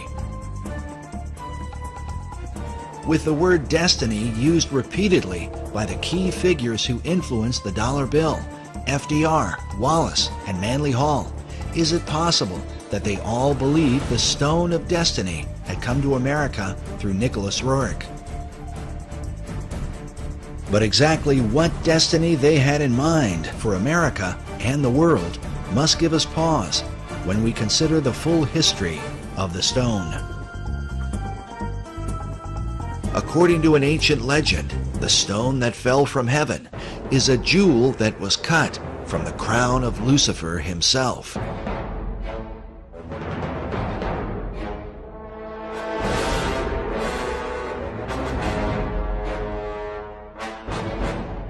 Commenting on this, Manly P. Hall writes that the lapis exilis, crown jewel of the archangel Lucifer, fell from heaven.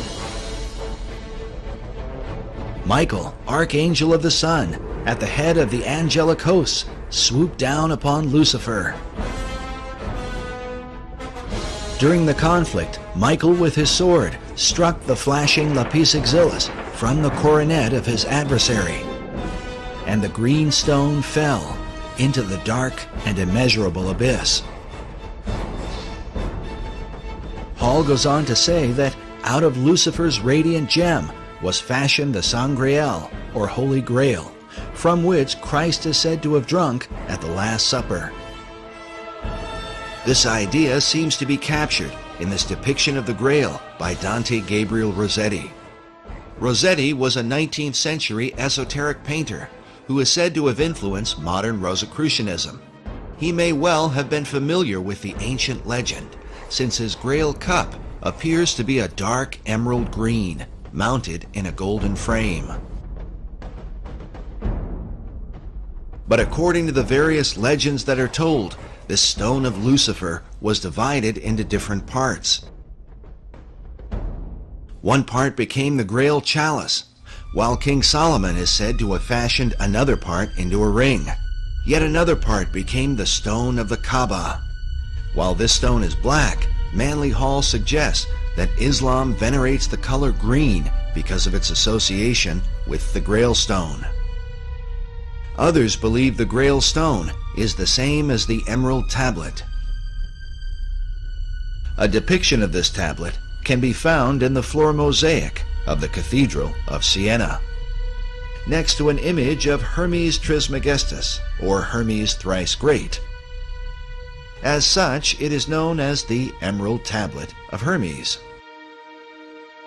Written upon it is the Hermetic maxim, "That which is below is like that which is above."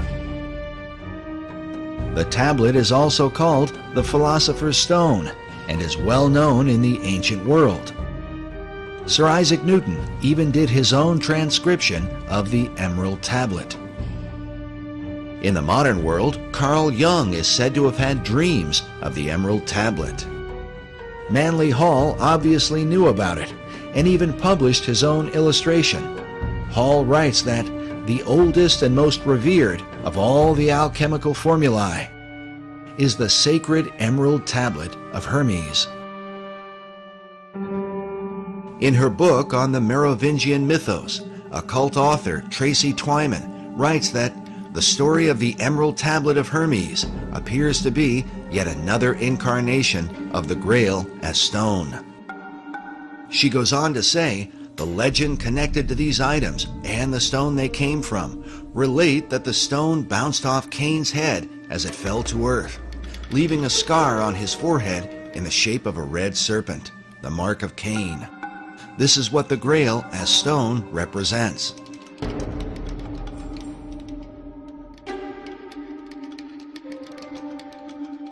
Meanwhile, Nicholas Roerich called his stone a Chintamani, an example of which is shown in this image of a Buddhist figure who holds a greenish Chintamani stone in his hand. While the legends of these stones vary and researchers often disagree, it is curious that both Roerich and Manly Hall use the same variant spelling of Eschenbach's term for the Grail stone. Eschenbach wrote lapsit exilis rather than lapis exilis. In each of their writings, both Roerich and Hall used the term lapis exilis. This might be written off as mere coincidence, if not for the fact that Hall was meeting with Roerich in the upper penthouse of the master building. This suggests that they had the same understanding of the stone. Furthermore, both men were involved, along with Henry Wallace, in the theosophical teachings of Madame H.P. Blavatsky, who openly asserted the ancient Gnostic belief that the true God is Lucifer. As such, for Roerich to have a piece of Lucifer's gemstone would have had great significance. Dr. Obadiah Harris explained to us the importance of Madame Blavatsky to Manly Hall and to his writings about the founding and destiny of America. There's another important lady over here that Mr. Hall wanted to honor, and that is Helen Blavatsky, a Russian woman. By the way, her little house in Russia, and I understand now, is a National Museum. But in the early days, he wanted to pay tribute to her contribution, and she was the co-founder of the Theosophical Society, whose headquarters now is in India. She wrote Isis Unveiled, The Secret Doctrine, and it is said, I don't know if this is true, but she died in 1891. Manly Hall was born in 1901, but it is said that he had read The Secret Doctrine by the time he was 12 years old and understood it. So there's a feeling that Manly Hall had a bond with this woman, a kind of spiritual bond, and that when he wrote Secret Teachings of America, he was really writing the next book for her secret teaching, secret doctrine, that he was taking it farther, and he did. So he felt that in her was a kind of something of the isthmus of the spirit that gave birth to the Philosophical Research Society. If what Dr. Harris says is true, then Hall founded his entire society on the Luciferian doctrines of Madame H.P. Blavatsky. Well, Manly Hall, of course, really was one of the leaders of this whole world esoteric movement for probably 70 years or more.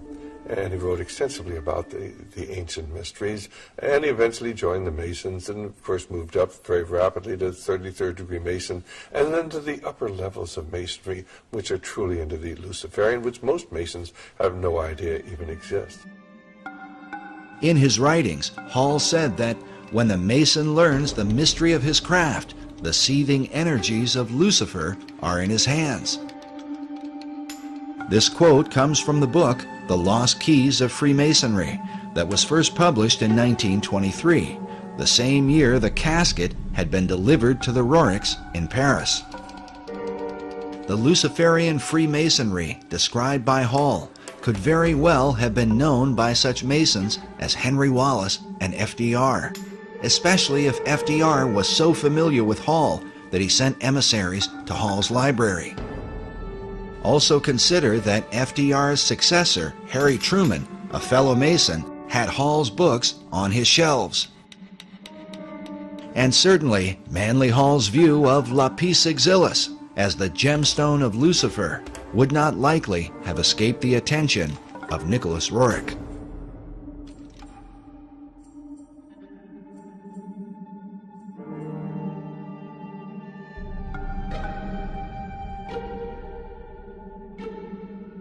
Despite Roerich's international mystique and influence in the Oval Office, he eventually suffered a sudden and sharp decline.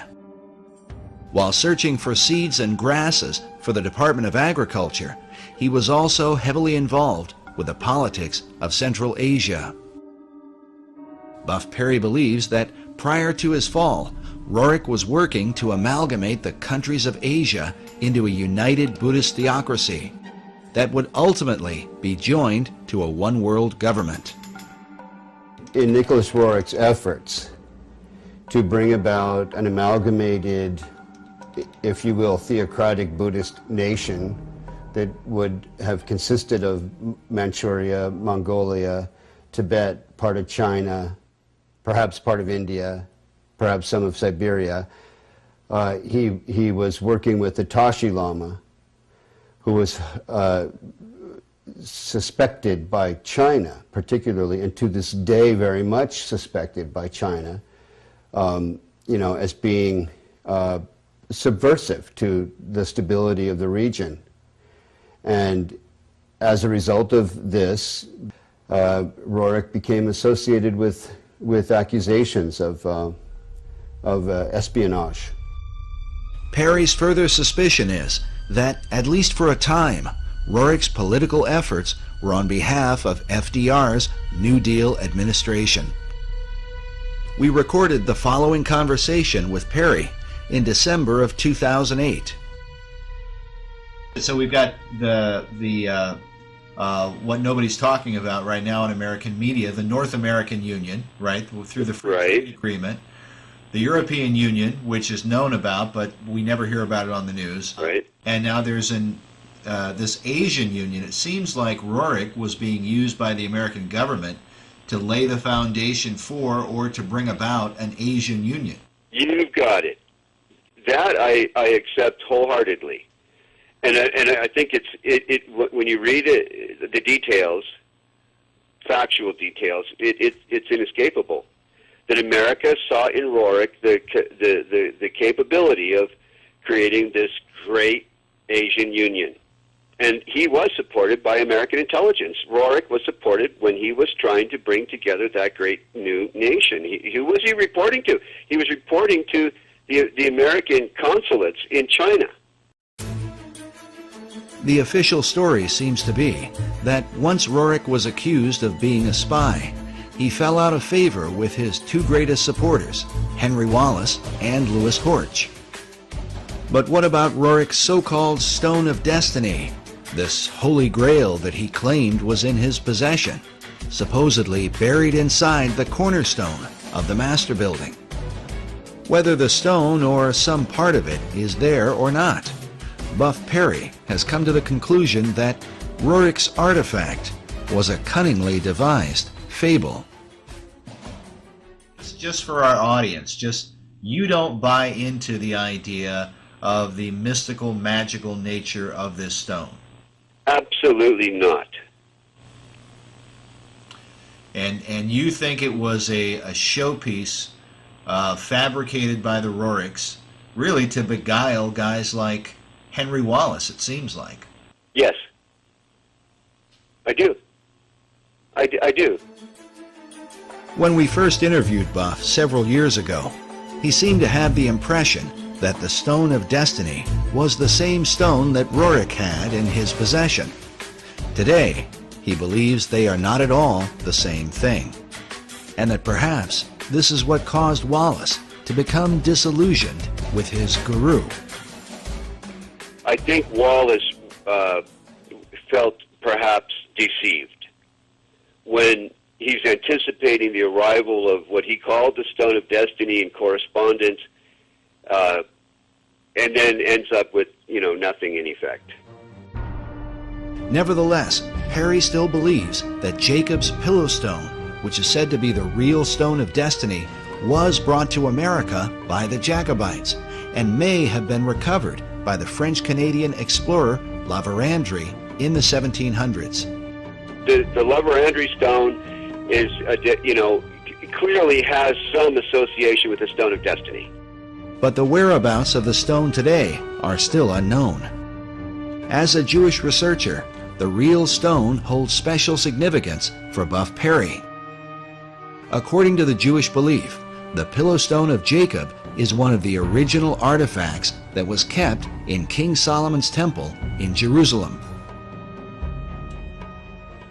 The stone, variously called the Stone of Destiny, Foundation Stone, Pillow Stone of Jacob, and other titles, is expected and is necessary to be in Jerusalem for the final construction of the final temple.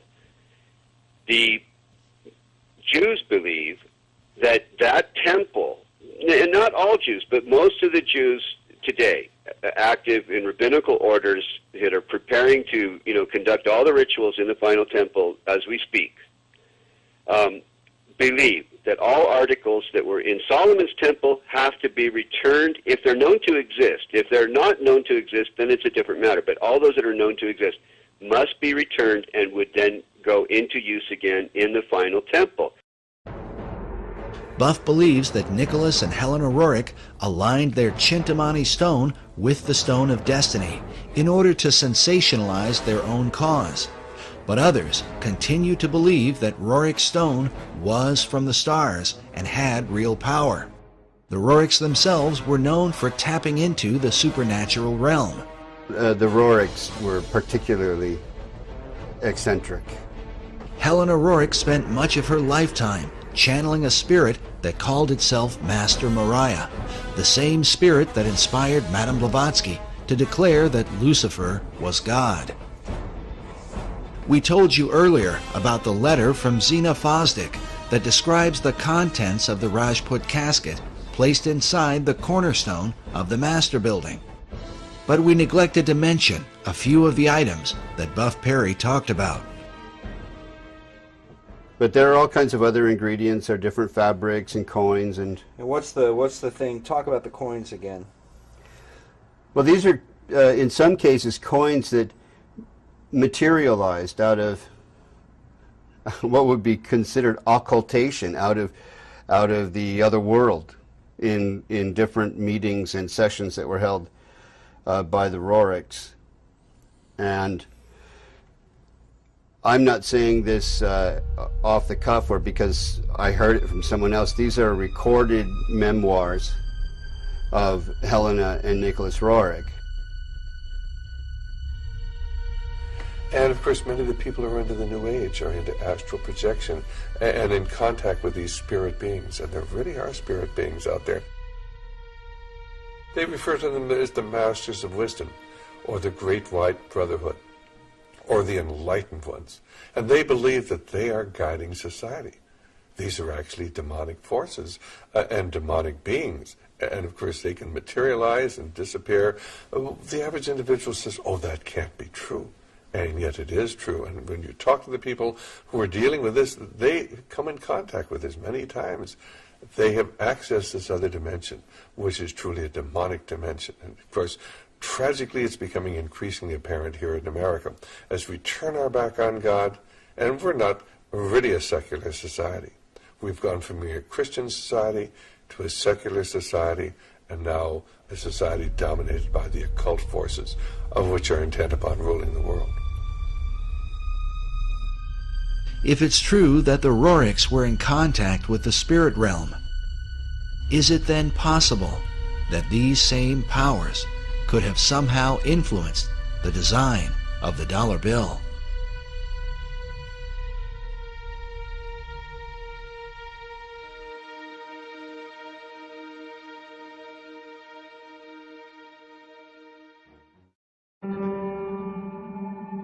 While the history surrounding FDR's administration is disturbing, there is said to be a darker level, and one that is openly satanic, in the design of the dollar bill. These allegations begin with a group founded in Bavaria in 1776, known as the Illuminati. The order was founded by a man named Adam Weishaupt, with the alleged purpose of perfecting society. The symbolism of the dollar bill, Adam Weishaupt, do you really think it has anything to do with the Illuminati, in your opinion? Is the Illuminati to be defined as Freemasons and Rosicrucians and other secret society members? If that's the case, then yes, I believe the symbol on the dollar bill, the truncated pyramid, is directly related to the Illuminati, because Roerich was the Illuminati. In the 18th century, the original order was thought to have a bloodthirsty agenda, and it was believed that they secretly worshiped Lucifer. George Washington warned about the Illuminati in his letters, while Thomas Jefferson and Benjamin Franklin were thought to be members of its inner circle. Which brings us to our next speaker. He claims to have been raised in a modern Illuminati family that dates back to the 1700s. He says that, as a child, he was made to practice black magic and witchcraft. His name is Doc Marquis. My family goes back into the Illuminati all the way back to 1789. Of course, we have no way of either confirming or denying Doc's claims, but it is worth noting that he has acted as an expert on the occult for law enforcement and the FBI. According to his publisher, in the past he has appeared on and consulted for Geraldo Rivera and Oprah Winfrey, and for shows like Hard Copy, Inside Edition, and Unsolved Mysteries. Doc has been a Christian since 1979, but he says that part of his upbringing in a family that worshiped Lucifer was to be taught about the secret Illuminati symbols of the dollar bill, and that understanding them begins with the Rothschild dynasty. Meyer Amschel Rothschild had made a very interesting and profound statement. He said, "Allow me to control and issue the money of a nation, and I care not who writes its laws." And he was right. Meyer Amschel Rothschild is called the founding father of international finance. In 2005, Forbes magazine ranked him 7th on their list of the 20 most influential businessmen of all time. All this happened back in 1776, and this was during May 1st and shortly thereafter. The significance behind that is that on May 1st, 1776, Dr. Adam Weishaupt, who was a devout Jesuit priest, who was given the chair of the professorship of religious studies at Ingolstadt University, was approached by Meyer Amschel Bauer, who would later change his last name to Rothschild, along with 12 of his most financially influential friends. They knew Weishaupt at that particular time was not only a genius when it came to the occult world, but Weishaupt also had an axe to grind, because it was the Catholic Church that just recently defrocked him. He was no longer a Jesuit priest, and he was going to send a message to them, to the monarchies of Europe, and to all other people who would try to have their will over his. What Rothschild and Weishaupt came up with was a plan to destroy the old world system of government through monarchies and the church, and to set up a new world order in its place. This is said to be the great plan of all the secret societies. So what happened? Meyer Amschel Bauer approached Weishaupt and basically told him, "We know you've got the occult knowledge and genius to put it all together. We've got the money. You do it, we'll back it." Just to paraphrase what really happened. So in 1773, Weishaupt started creating what had never been created before. The idea of Illuminism had always been around, ever since the days of Babylon, with the co-founders of being that Nimrod and Semiramis. But no one had ever been able to actualize it. However, May 1st, 1776, the Order of the Illuminati had become a reality under the auspices of Dr. Adam Weishaupt. Now, like other nations, orders, countries and such, they have their two great seals. The Order of the Illuminati does. Those two seals can be found on the back of a $1 bill.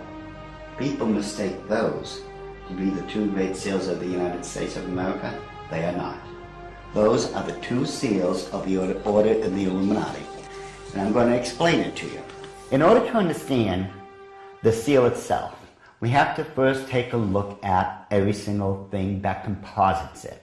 We look at the first part of it on our left, which would be the truncated pyramid one. Above it is a 13-letter Latin expression that says Annuit Corruptus, and directly underneath the base of the pyramid is a 3-word Latin expression which is Novus Ordo Seclorum. If you were to look up the word, let's say, work, in the English dictionary, you're going to find at least 50 different meanings for it. It is the same thing in Latin. Different words have different meanings. They have more than one meaning. The word seclorum, one of the definitive meanings is secular. Something that is secular is of the world. So it is proper, very proper, to translate the bottom as New World Order, the Novus Ordo Seclorum. The whole of it is saying, announcing the birth of a new world order. This would be Dr. Adam Weishaupt himself, the very first head of the Order of the Illuminati. It was Weishaupt who had himself come up with a 7-part plan to create what he called the Novus Ordo Seclorum, or the New World Order. This is the person responsible for it. The interesting thing about the front of the dollar bill is that there are 4 huge ones. There is one in every single corner. Now, if we look at every single one of them, they each have an oval around it, except for the top right-hand one. Now, if we look at this blow-up version of it, you will find there's no oval. This is a shield that is surrounding the one. Now, the reason there was a shield here is because this is very similar to the original shield that was given to the Rothschild family when Baron Meyer Amschel Rothschild had become knighted in England and received the lordship. If we look across the top of this shield, all the way to the left-hand side, it drops down and forms a crescent moon. It's a crescent moon because it represents the female goddess in the occult world. At the bottom of that shield, of that lunar moon, you will see the owl.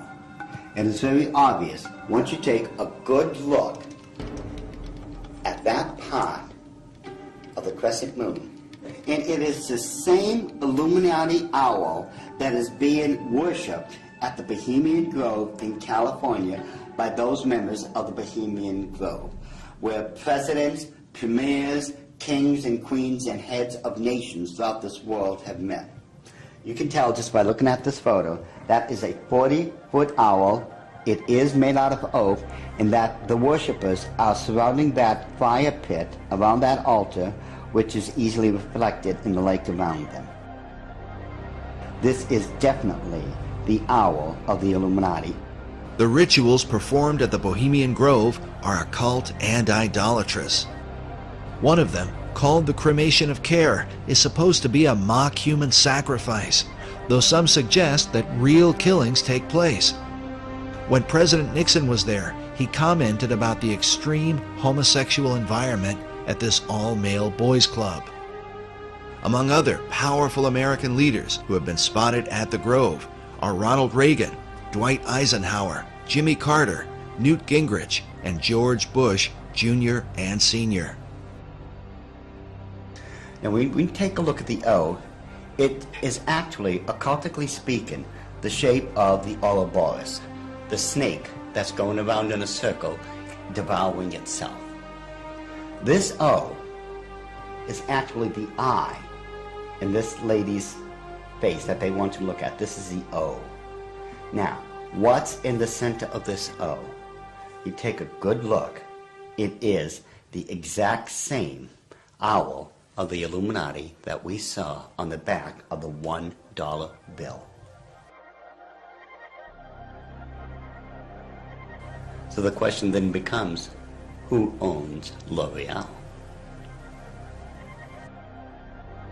But the owl seems to be a major symbol for the secret societies, as they are found repeatedly inside government buildings in Washington, D.C. And a giant owl figure is even seen in the street design, with the United States Capitol in the midst of it.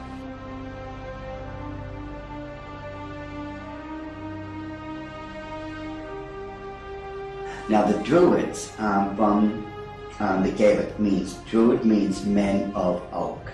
These people worshipped creation among other things, but their sacred symbol was the owl because the ancient god of magic and of the hunt was Pallas Athena. Her bird was the owl, and that owl represented wisdom. It always has. Pallas Athena was also the goddess figure who was said to inspire Sir Francis Bacon. But now look at this owl seal at the Bohemian Grove, where it says, "Weaving spiders come not here." While the line is taken from Shakespeare's Midsummer Night's Dream, could this also be a veiled reference to what seems like a spiderweb design that forms the background of the dollar bill? Are there additional secrets hidden there? Now, I'm sure you've heard of a Rorschach smear, or the Rorschach ink blot test as created by Dr. Rorschach himself. You see the ink in the forefront and everything else is in the background. This way your subconscious mind is supposed to pick up on what's on the foreground, and you're supposed to be able to tell what you are subconsciously seeing. Notice how it's very busy. Lot of intersection diagonally lines, you can't make out what's there. But let's get rid of the background noise, get rid of all the diagonal lines that doesn't belong there, and let's reverse the principle of Rorschach and take what's in the background and bring it to the forefront and see what's there. Because once we do that, we find out it's quite obvious that there is another Illuminati owl, and that it is perched on something that looks like an arrow. That is what they don't want you to see. Once you see this owl here and compare it to the other one on the left-hand side of it, it becomes very obvious that this is an owl. You can now begin to distinguish beyond all that busy signals and such that they don't want you to look through. Yet, they place there in honor of their totem bird, the owl of wisdom, which is the totem bird because their god, Lucifer, was supposed to have been the wisest of all of God's creation. Wisdom of Lucifer, wisdom into the bird, wisdom into the word Illuminati. Therefore, the chain of wisdom is followed all the way through. All right, now, did they teach you this in the Illuminati? Yes.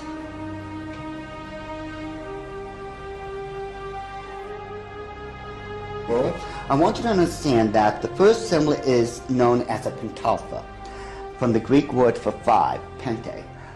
It is a five-pointed star. Now, this next one is a pentacle. Now, it looks similar, but I want you to notice how it is interwoven. It runs through and in between itself. Now this next symbol is what's known as the Star of David, the Mogan David, the Jewish Star, the Seal of Solomon. There's numbers for it. This is the symbol for the nation of Israel. Now, when you take a look at it very carefully, you will notice that it is two equilateral triangles that are interwoven. This shows the union of God with man. However, when you look at the next one, it's similar to it. It's known as a hexagon. This is when you take two equilateral triangles, place one on top of another. Symbolically speaking, you're placing man above God. Now, this next symbol is the foulest, the most evil of all symbols in the occult world. There is nothing that can even come close. It is known as the hexagram. It is the six-pointed star with a circle surrounding it. It is this symbol that must be used during high ceremonial magic or high ceremonial witchcraft when you are summoning up demons to this plane of existence.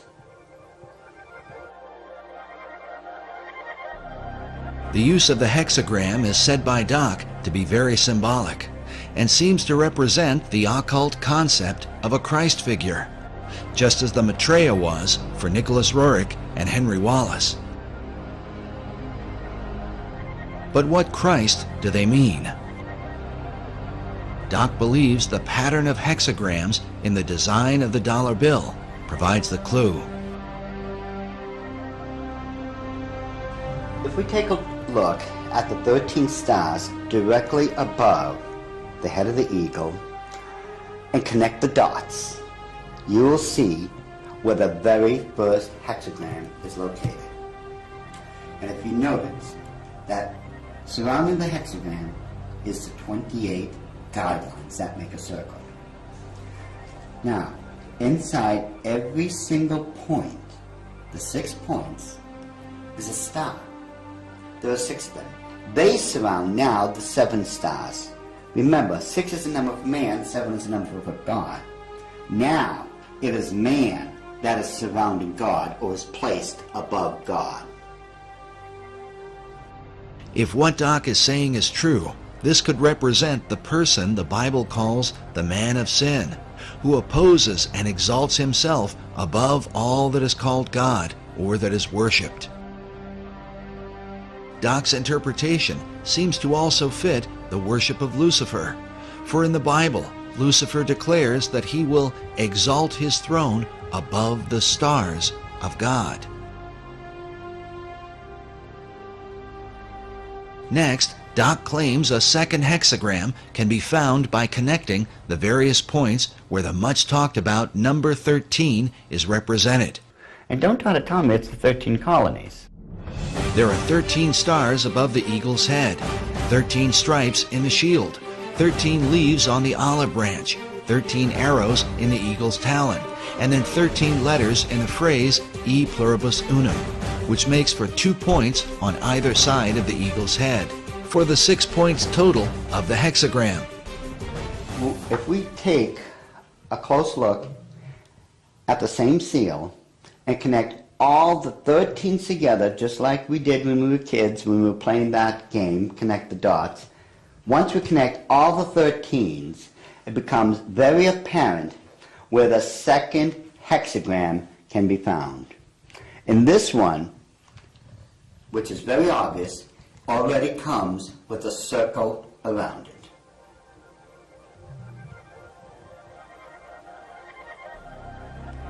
So this is the second hexagram here in figure 2. Yes. And then where's the third hexagram? The third hexagram can be found on the other part of the Great Seal. Again, connect all the 13s together, the 13 letters, the 13 steps in the pyramid, connect all this together. And you'll note with the circle that's already there, it forms the third hexagram.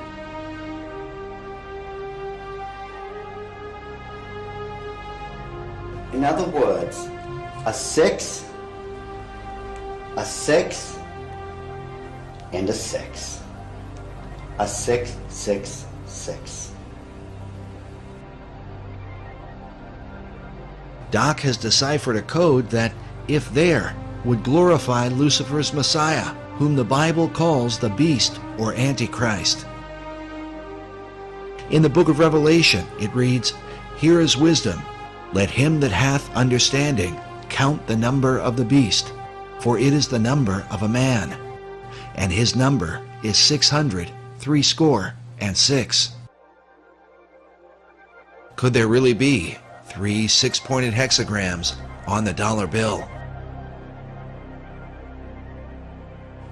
Once we start at the base of the pyramid, which is the foundation of all things, and follow the design of the hexagram itself, you're going to find out something very startling. We go from the M and follow the symbol all the way up to the A. The A cuts directly underneath the eye of Lucifer all the way to the S. The S connects all the way down. It goes in between the V and the I and connects all the way to the O. And following the symbol, the O connects up and over along the symbol of the hexagram to the word N. In perfect sequence, it's M-A-S-O-N, Mason. It's not what a lot of other people have espoused, that the symbol connects down to the M in seclorum and that the word is an anagram or something like that. Those people who are doing that obviously don't know what they're talking about, or they don't know how to plagiarize me correctly. Because the order of the Illuminati have stated and always will state, this is perfectly spelled out to be M-A-S-O-N, Mason. This points conclusively that the Masons have been involved in the order of the Illuminati. This was back during the Council of Wilhelmsbad, which would have been July 16, 1782.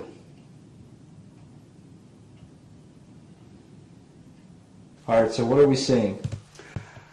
Now, if we look at the bottom one of the reverse side of the dollar bill, you'll see on the right-hand side that, again, there's a lot of busy intersecting diagonal lines. Yet, if we apply the same principle we just used to reveal the hidden owls of the Illuminati and apply it, we will find that there is now a skull-faced winged demon. And it is very obvious once you take away the background, the busy noise, it becomes very apparent what it is and that it's been there all along. And if we just simply go and enlarge that section, just start with a small one and just keep enlarging it and enlarge it even more, even with the background noise there, as I call it, I think it becomes very apparent what we are now looking at. That it is still a skull-faced winged demon. And it is these demons that are protecting and blessing the two great seals of the Order of the Illuminati. And it would make perfect sense that it had to be demons used to protect these seals, since I am convinced it was those same demons that handed them over to Thomas Jefferson when they first created them. I am convinced, beyond all doubt, that that indeed was a demon sent up from the bowels of hell, probably under the direct orders of Lucifer himself.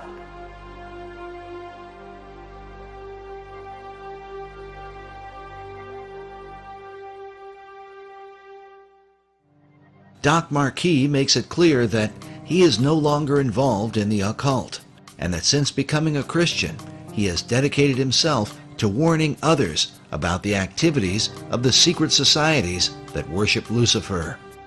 I've been doing this now since the late 70s, when I first left the Order of the Illuminati, and that's when, at that point, I had become a born-again Christian.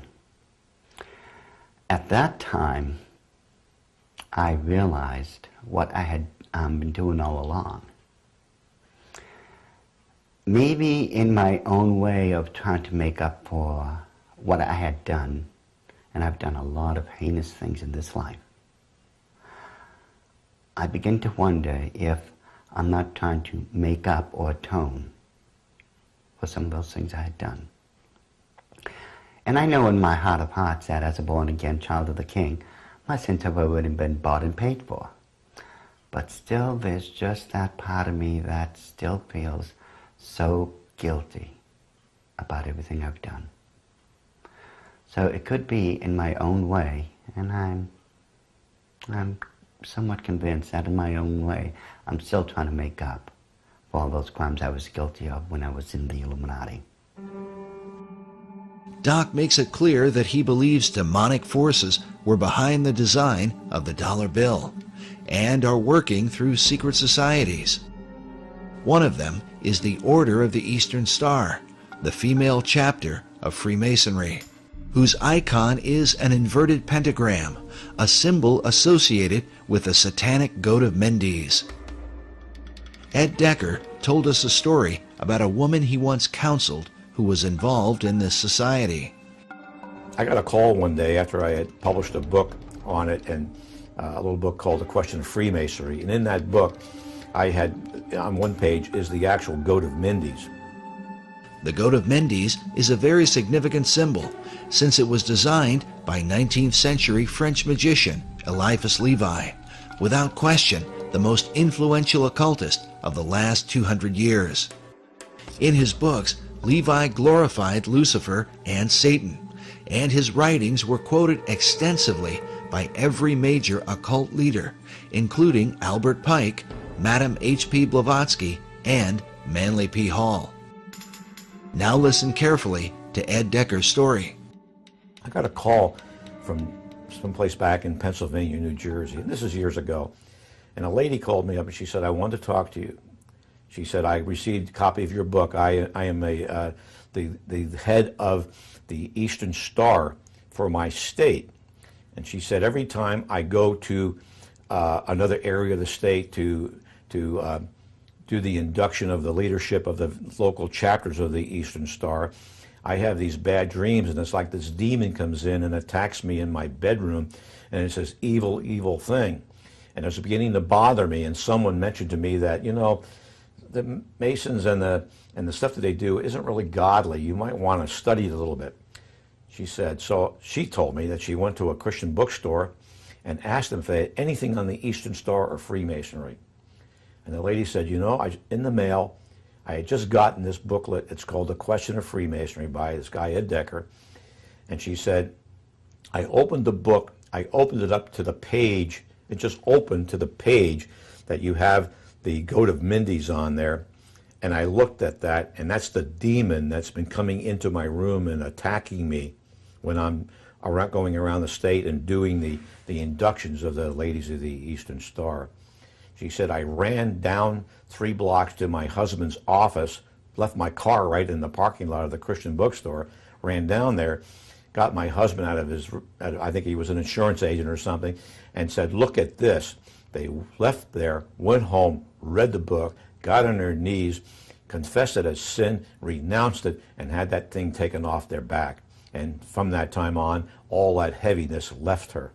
When it went away, it just moved off her entire spirit. It was a spirit of darkness and evil. And it was the goat of Mindy's, the same thing that's on the Medal of Honor, the same thing that's built into the Capitol and the Mall and the White House, built in there. It's the same evil spirit.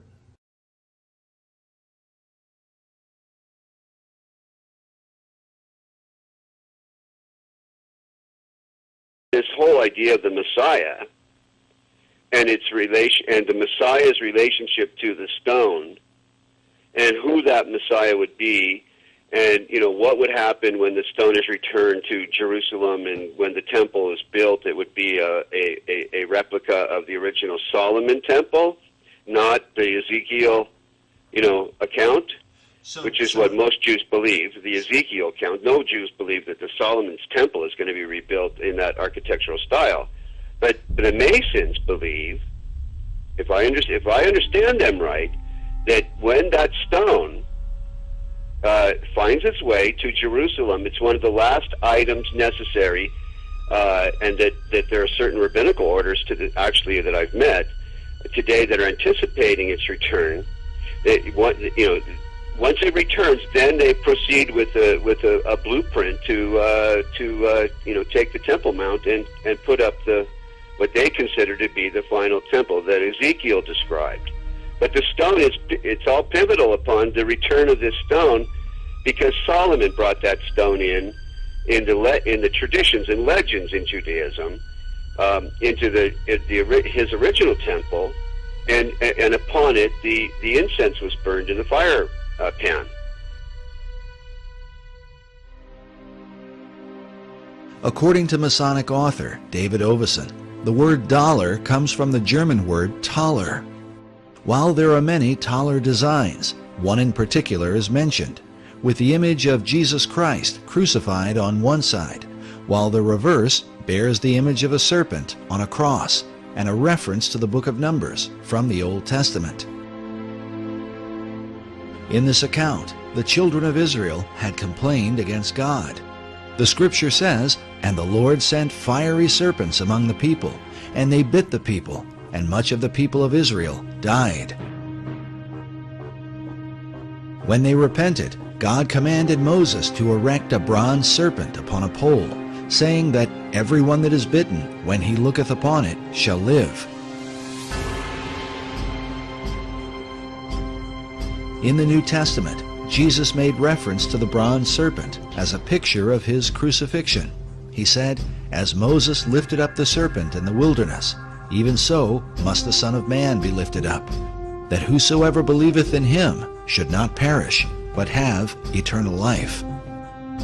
Some believe that the serpent cross is the original inspiration for the American dollar sign today. While the image of the bronze serpent holds a very particular meaning for Christianity, David Oveson explains that Kabbalists and alchemists find an interesting parallel in the Hebrew gematria. The Hebrew word for the serpent of Moses is Nakash, which means the shining one. The numerical gematria for Nakash is 358. This is also the numerical equivalent for the Hebrew word Mashiach, or Messiah. Oveson claims that these numerical equivalents allowed magicians to draw a connection between the brazen or bronze serpent and the Messiah. But exactly what Messiah do they mean? The phrase e pluribus unum, or out of many, one, appears in the banner held in the mouth of the American eagle. The word one appears a total of 7 times on the dollar bill. Oveson writes, in magical numerology, the number 7 is regarded with a special veneration. Certain texts that deal with the meanings of numbers insist that 7 stands for the complete temple. The temple he refers to is the ancient temple of God, built by King Solomon in the city of Jerusalem. Oveson goes on to say that the concept of a complete temple is symbolized by the unfinished pyramid of the Great Seal, where the symbol of a Messiah figure is also shown with the all-seeing eye, representing the capstone that will one day complete the pyramid. In other words, when the Messiah emerges, then will the temple be complete. But just who this Messiah will be is the subject of intense debate, and the clues to his identity are said to be related to the temple itself.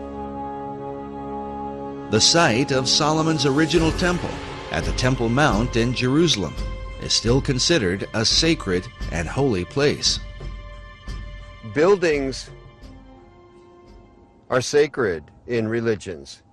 Religious buildings are sacred. So Solomon's temple is sacred. The Knights Templar were specifically named in reference to this ancient site. They were known as the Poor Knights of Christ and of the Temple of Solomon. The Knights Templar lived on the Temple Mount. Today, the Temple Mount has on it the Dome of the Rock and Al-Aqsa Mosque. The Knights Templar had their headquarters in Al-Aqsa Mosque when they were there. So the association between this arcane direction and tradition in Europe with the Knights Templar and the temple of the Temple Mount is direct. The sacred nature of the temple was handed down from the Templars to the Freemasons, who are said to have originated from the ancient knights. Masonic philosopher Albert Pike wrote that every Masonic lodge is a temple of religion. Another Masonic philosopher, Albert Mackey, wrote that of all the objects which constitute the Masonic science of symbolism, the most important, the most cherished by the Mason, and by far the most significant, is the Temple of Jerusalem. The spiritualizing of the temple is the first, the most prominent, and the most pervading of all the symbols of Freemasonry. Take from Freemasonry its dependence on the temple, and the system itself would at once decay and die. According to David Oveson, who is himself a Freemason, the dream of a rebuilt temple in Jerusalem is the true symbolism of the unfinished pyramid on the back of the dollar bill. But is it merely a coincidence that these symbols would end up on the foundation of America's currency? Is there a further connection with Solomon's temple and the mysterious Knights Templar? The Templars were there on the Mount. They lived on the Mount. So they were living a dream. And the dream is the same dream Christopher Columbus had and wrote about extensively in returning to Jerusalem with the gold from the Americas to build the temple. Was this the true purpose of Columbus's voyage, to finance the rebuilding of Solomon's temple? And was this desire handed down from the Templars to Columbus to modern Masonry? As we have shown before, the ships of Columbus sailed with a red cross on a white background, the symbol of the Knights Templar. But despite the interest of Templars and Freemasons, the original temple begins with the Jewish people. The temple was critical to Judaism. It was the heart of Judaism. The first Jewish temple, built by King Solomon, was destroyed by the Babylonians in 587 BC. The temple became a necessity for the existence of Judaism. So when it was destroyed, the longing for another temple in the Babylonian exile was, primary. The foundation for a second temple was laid by Zerubbabel when the first Jews returned from their captivity in ancient Babylon. First thing, when Jews are able to return, they build a temple. There's Zerubbabel and Ezra and Nehemiah come together. There's a temple built. It's added on to over the centuries until you end up with Herod's temple. This second temple was in existence during the time of Christ and the apostles. But it would also be destroyed, a terrible event that Jesus himself had prophesied. The scripture says that the disciples came to show Jesus the buildings of the temple, and Jesus said unto them, See ye not all of these things? Verily I say unto you, there shall not be left here one stone upon another that shall not be thrown down. And when ye shall see Jerusalem compassed with armies, then know that its desolation is nigh. And so it came to pass that the second temple was destroyed with the fall of Jerusalem in 70 AD. Yet in the aftermath of its terrible destruction would emerge the dream for a third temple, and what some believe will be the final temple of all time. This arcane connection to Freemasonry has its roots in the longing for the temple, the longing for the final temple, for the ultimate temple where Hagoyim, where non-Jews pray with Jews, as the old books, the last old books of the Old Testament predict will happen. When does that temple get built? The idea of a final temple is shared both by Jewish leaders and the Freemasons. Yet the two groups disagree on exactly what the final temple would be. There is a common history here and a common longing. They'll never end up with the same temple. Jewish wishes for the final temple really don't resemble what Masons want to have built on the Temple Mount, which is a replica of Solomon's temple. With their mysterious rituals and secret practices, the Masons are often accused of intoxicating the world, making it drunk with ideas of a new age and a new world order, all of which are engineered toward the fulfillment of the new Atlantis envisioned by Sir Francis Bacon. Could it be that this is what lies behind the concept of a third and final temple? It, to me, makes perfect sense that the new Atlantis, as understood in the Baconian tradition, involves the final temple, the spiritual headquarters, if you will, of the new Atlantis. The idea of that temple is central to Freemasonry, the Knights Templar, and of this there is no doubt. They've all expressed it. All these arcane societies have let it be known that this is really ultimately a central goal. They seem to all gravitate toward there being a temple, a need for a temple, except Orthodox Muslims who say, no, we're the last religion. These buildings are fine, thank you very much. Become a Muslim and you can pray in them and hang out on the Temple Mount, which is not going to happen. So that leads to a pretty ugly likelihood. If people who want a temple get their way, there's going to be a bloodbath there. Also, I believe it's spiritual because Satan has always desired God's place. That's why in Masonry you have Jebulon right there on the altar, Baal, the ruler of demons, in the Masonic altar. And Masons are generally, obviously, being deceived. However, right there on the Temple Mount in Israel, you have the Dome of the Rock, and the Golden Dome, the Black Dome, and within these domes you have statements right there on Israel's Temple Mount, statements that Allah is God, and Allah has no, or God has no son, and Muhammad's his prophet. A denial of the true God and his Son, Jesus Christ. And again, that's what 1 John identifies as being the spirit of Antichrist, those that deny the Father and the Son, 1 John chapter 2. And that's a harbinger of the ultimate Antichrist to come, who's going to sit in the temple of God, showing himself that he is God. So isn't it interesting? Here we have Benjamin Krim speaking of a coming Maitreya, who will rule as the coming Imam Mahdi of Islam. Of course, he can't really rule, and there can't be world peace unless the Jews, in his mind, are annihilated. And by the way, according to Muslim teachings in the Hadiths, when the Imam Mahdi comes, or when the Messiah comes, he will destroy the Jews and the people of the cross. So all of this stuff, incredibly, it fits together just too well. But praise God, because from my perspective as a Christian, Jesus Christ said, when you see these things beginning to take place, lift up your head, for redemption is drawing near. And I believe these are signs that Jesus Christ is coming again. And when he does come, he will defeat the Antichrist, and every knee will bow, and every tongue confess, including Benjamin Krim, including the leaders of Iran and Hezbollah and so forth, whether it's in heaven or on earth or in hell, every knee will bow, declaring that Jesus Christ is Lord in the end. And what will all these things mean for the future destiny of America? According to David Ovison, it was Manly Hall who influenced the placement of 72 stones on the Great Pyramid of the dollar bill, since the number 72 is said to be a magical number in the occult. It was also Hall who taught that the American eagle was a cleverly disguised phoenix bird. In his writings, he documents this account from the 1st century A.D.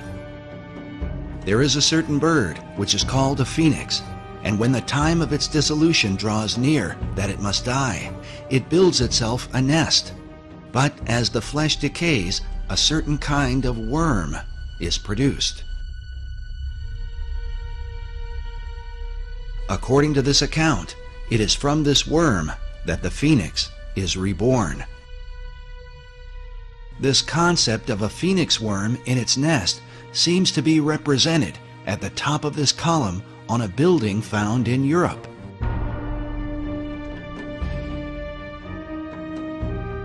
But in Washington, D.C., up at the tops of the 72 columns of the National Archives building, we find nearly identical carvings,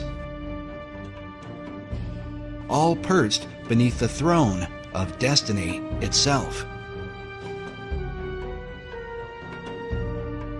Could this somehow be a veiled reference to the secret destiny of America?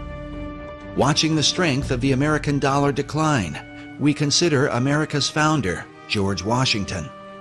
Around his image on the face of the dollar is said to be an omega symbol, signifying the end.